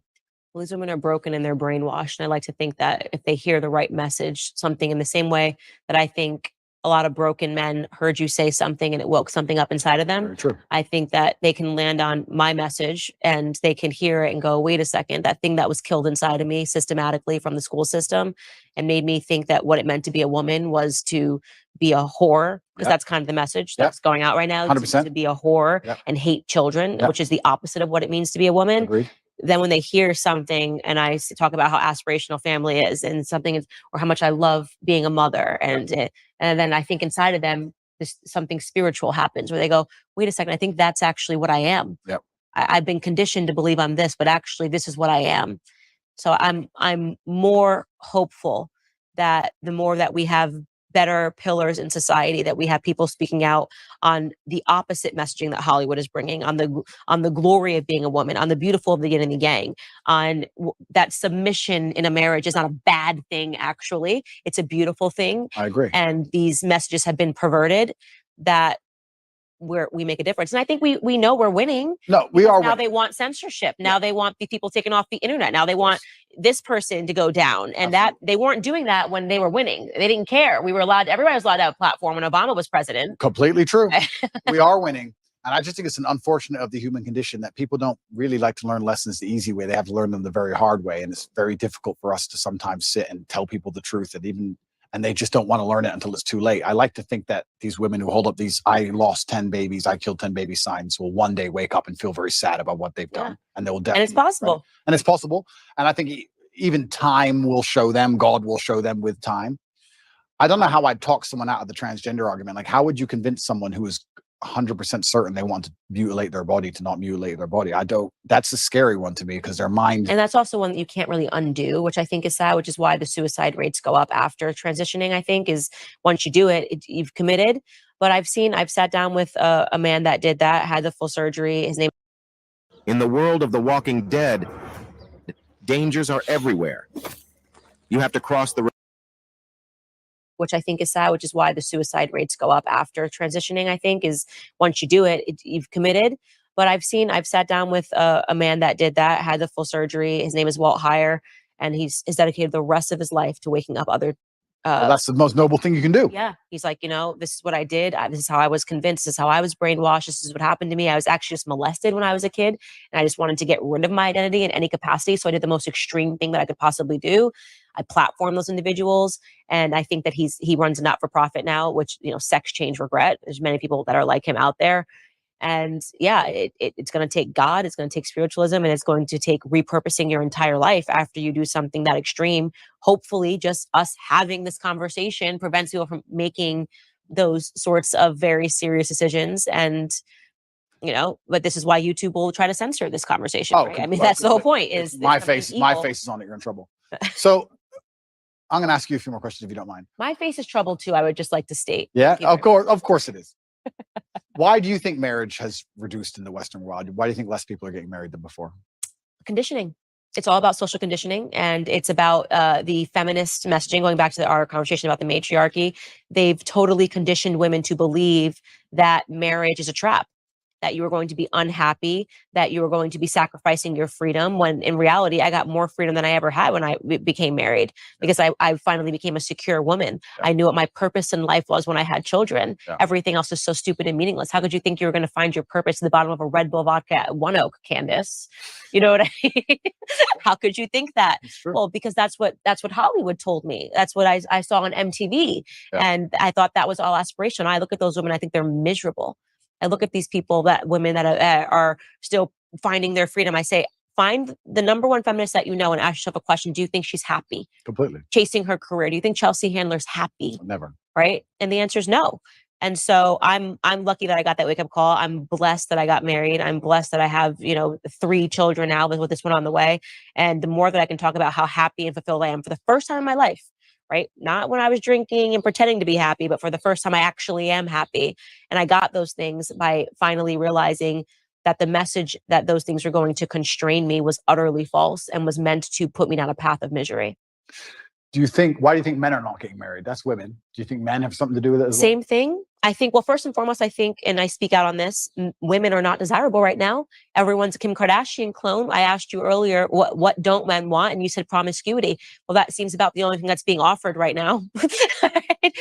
When I open my Instagram and I've got butt cheeks and I'm going, people are like, I don't understand why no one wants to, this woman's been married 4 times. I'm like, well, I can understand it, because even if men think they want it in the short term, when you see a girl, she's half naked, she looks good. Yeah, sure. You probably do want to have sex with her. I bet you're wired that way. You're hardwired that way. But then what happens after you have sex with her and you realize that so did 20 other dudes 100%. in the same week, you don't want her. You nailed it. You absolutely not only nailed it. And this is where we're in such a difficult, it's a race to the bottom between the two genders, right? Yeah. As the women act worse, the men act worse by extension. Because if you're going to be moral in an immoral world, you're going to end up wrecked. Right. So it's getting harder and harder. So we have to kind of like fix one of the genders first. Women aren't desirable right now, as in the Western hemisphere as a whole. And of course, finding a wife is hard. Finding a wife is hard. And it's because women are literally being conditioned to behave like sluts. Completely. And they're also being conditioned to leave the man as soon as things get difficult. Mm-hmm. There's a lot of programming in this I don't think even many people pick up on, but women are conditioned to act a certain way before marriage, but also during marriage, men and women are conditioned differently. If you have a man who's been married for 10 or 15 years, and let's say he doesn't sleep with his woman anymore, and he goes on TV and says, me and my woman have been married for 15 years. We no longer have sex. I'm not satisfied. I should leave. Everyone will say to him, no, you can't leave. You can't leave her just because she won't have sex with you. Are you out of your mind? Are you crazy? Stick by your woman. She has an emotional problem, etc. If you had a woman who said, I've been married for 15 years, I've been with him, I'm not attracted anymore, I don't have sex with him anymore, you deserve freedom, you can go get someone else, why are you putting up with this? His feelings aren't your responsibility. So it's actually very interesting. Also, the psyop happens post-marriage. Women are also attacked post-marriage to not try, not stick around, not worry about their husband's needs. Speaking to your point, one thing I speak to the young women that follow me about is making an effort after you get married. This idea, I was reading this ridiculous column, Ask Jane, where a guy was writing in earnest saying, I love my wife. She's a wonderful mother to our children. We've been married. She had 1 child. 2 years later, she gained 50 pounds and hasn't lost it. Yeah. And Jane wrote back to him and yelled at him for saying, he's like, I'm not attracted to her anymore. I don't want to. Just yelled at him for even saying this. And I'm going, no, why are you yelling at him for being honest? The idea that marriage is a finish line is problematic. That, I got the guy, I pretended that I like to work out and go to the gym. And now that I've got him, I'm going to gain 200 pounds and he's just stuck with me. That is a poisonous mentality. You should make an effort for your husband. That's part of marriage, is caring about each other, caring about each other's health. Health is wealth. So it's even that is toxicity to say to a woman, to say to a man, you just have to like her anyways. If she's 300 pounds and doesn't care anymore and sits on the couch all day, that's not what marriage is really about. Completely agree. And I think everything in life is rented. I don't think anything is ever owned. I think that your health is rented and you have to pay the rent every day. And your marriage is rented and you have to work on your marriage every day. And your business is rented and everything you have is rented. I think the idea that even owning anything or anything is a finish line is wrong. You don't just start a company and go, okay, I'm rich now. No, you got to work on that company every day. It's rented. You don't just get in shape and go, I'm in shape now, it's done. No, absolutely everything's the same. And a relationship is exactly the same. And I completely agree with you. I think that the breakdown of the nuclear family and the breakdown of marriage in the West is actually one of the ills and one of the big problems with it. I'm not married myself, so I'm not being completely, I don't want to come across as hypocritical, but I do think that is actually a fast way to a degree to solve a lot of problems in society. I do think, though, in the current setup of society, I think the reason a lot of men are also rejecting marriage is, one, because there's not many wives to find, but two, I think a lot of men find themselves very unhappy in marriage because the women have no interest at all in satisfying them, like you said, or no interest at all in their needs, and they end up scared of divorcing her because they're going to be bankrupt in a marriage where they don't feel respected. Kids don't listen to them, and they're not the king of their own household. So what would be the attraction in getting married unless you're going to be the king of your own household? And that can be extrapolated and discussed in two different ways. One about feminine submissiveness, but also about masculine accountability and excellence. Because I think if you're truly an excellent man, you can be the king of any household. So it's very interesting. It's kind of interesting how all arguments come back to almost the same base biological things. And you teach women to be good women, you teach men to be good men, and everything kind of works out after that. And if you break those two things, everything built on top of it completely degrades and breaks down. Because even all the other things we discussed how masculinity would have prevented a lot of the COVID crisis. We can talk about how genuine masculinity or a good nuclear family and anti-propagandist dinner table can prevent a lot of this transgender insanity. There's so many things can be fixed with a man being a man and a woman being a woman. It's like the ultimate cure. Is what I always say, and it's so natural defining the roles in the household. So like me hasn't had to sit down, and it just was. I had a natural proclivity to do certain things. Yeah. I always give the greatest example. When a baby is born, the men don't know what to do for the first. You just need your girls. You know, they just are. What do I do? And I remember thinking about every diaper size, transitioning, what clothes he needed, what onesies, all of the stuff. George, not there. We're not there. I think Georgie must have been, that's my son's name, Georgie, must have been 2 months old. And I said something I don't even know what I said to George, but I had realized that George had already opened his college account, things that when I tell you my brain was I was just like, where are you? I'm sitting here thinking about the day to day. He's thinking about his future. 100%. I don't even know when I would have. I think still to this day, Georgie's now 2.5. I still would not have opened an account for him. It just is not where my brain was. 100%. And so I love telling that story because it just speaks to how different. I'm like, did you try to feed him? He's like, I don't know why he's crying. I'm like, have you tried giving him food? And then he's like, oh, I've already sorted out this. Originality is overrated. Want to cook something new? Watch this. Want to invest? Start here. 100%. And so I love telling that story because it just speaks to how different. I'm like, did you try to feed him? He's like, I don't know why he's crying. I'm like, have you tried giving him food? And then he's like, oh, I've already sorted out this. His bank account. So when he turns 18, I'm like, where are you? Yeah. Men and women are different. And it's beautiful. Those differences are beautiful. Completely. The sex differences are a beautiful thing. Our instincts are beautiful. Yep. And we need to stop shunning them in this society. I love being a woman. I love that my husband's a man. We shouldn't be making someone feel badly about being a woman. We shouldn't make someone feel badly about being a man. Well, absolutely. And if I had to be pessimistic about why they're doing it, pessimistic and also very realistic, they want to cause absolute chaos and confusion, because during chaos and confusion, you can implement anything. Of course, slavery. It's slavery, right? People will give up their freedom for only one thing, and that's safety. Mm-hmm. So they have to inject chaos and they have to inject confusion, and they want us confused at every level. At every base level, they want you confused. They want you confused about why your kid doesn't listen to you, why your marriage doesn't work, why you're broke, why they want you confused from the ground all the way up. So you're just confused. So when they come along with some sort of solution, no matter what garbage it is, you end up just adopting it because you're sick and you need a medicine.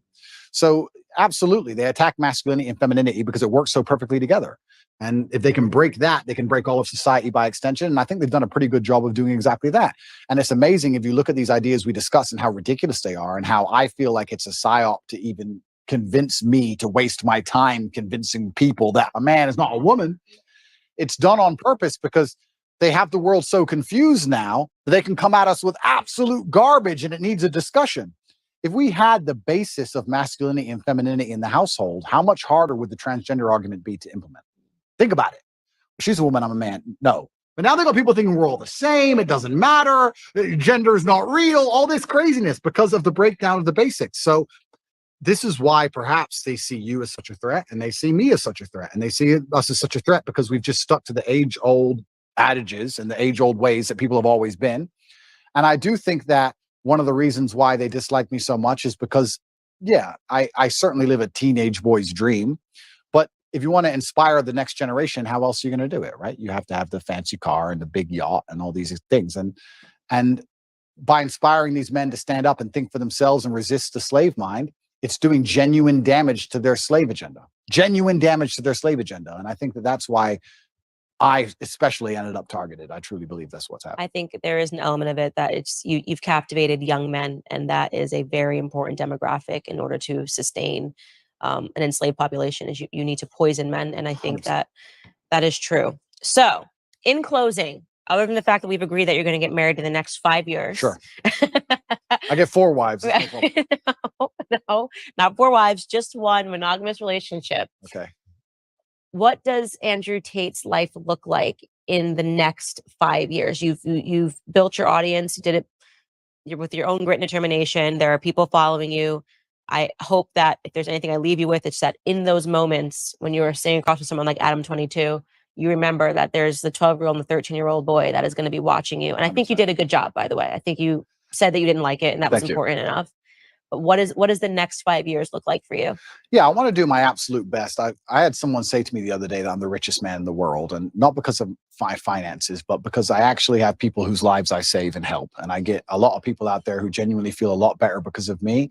And I try my very best to tell the truth and live true to my heart. And I live with my brother, and I've got a lovely family, and I feel like I've got everything almost ticked off. And my plans for the future are primarily to continue to tell the truth. I think that we're now winning. I think there's been a pendulum that swung, and people are tired of insanity and they're tired of being lied to. I like the idea of young boys who follow me just doing even one of the tenets I teach. If you want to just work hard in the gym and become a fantastic physical condition, or if you want to get financially secure, just one of the tenets I teach can genuinely improve people's lives. I like the idea of that. And I want to have 10 sons. And I need to make sure that all 10 are Andrew Tate 4, 5, 6, I'm the third, 7, 8, 9, all the way up. And I have to make sure that the next generation are being produced, and they have to be strong enough to deal with a Romanian jail cell and deal with a matrix attack. So it's going to be a very difficult upbringing. And I'm going to make sure that I'm very dedicated and focused on creating the next generation of super soldiers to resist enslavement. So my plans for the future are pretty simple. I'm going to continue to tell the truth. I'm going to live true to myself, true to God. I really appreciate the audience he's given me, and I know that I have a massive responsibility. It makes me a better person. I'm going to be the best person I know how to be. And I'm going to have 10 Andrew Tates. That's my goal. That's the plan. Well, you heard it here first, ladies and gentlemen. If you thought one Andrew Tate was bad, you've got 10 more coming at you in the near future. Andrew, thank you so much for taking all this time. Such a good conversation. Thank you.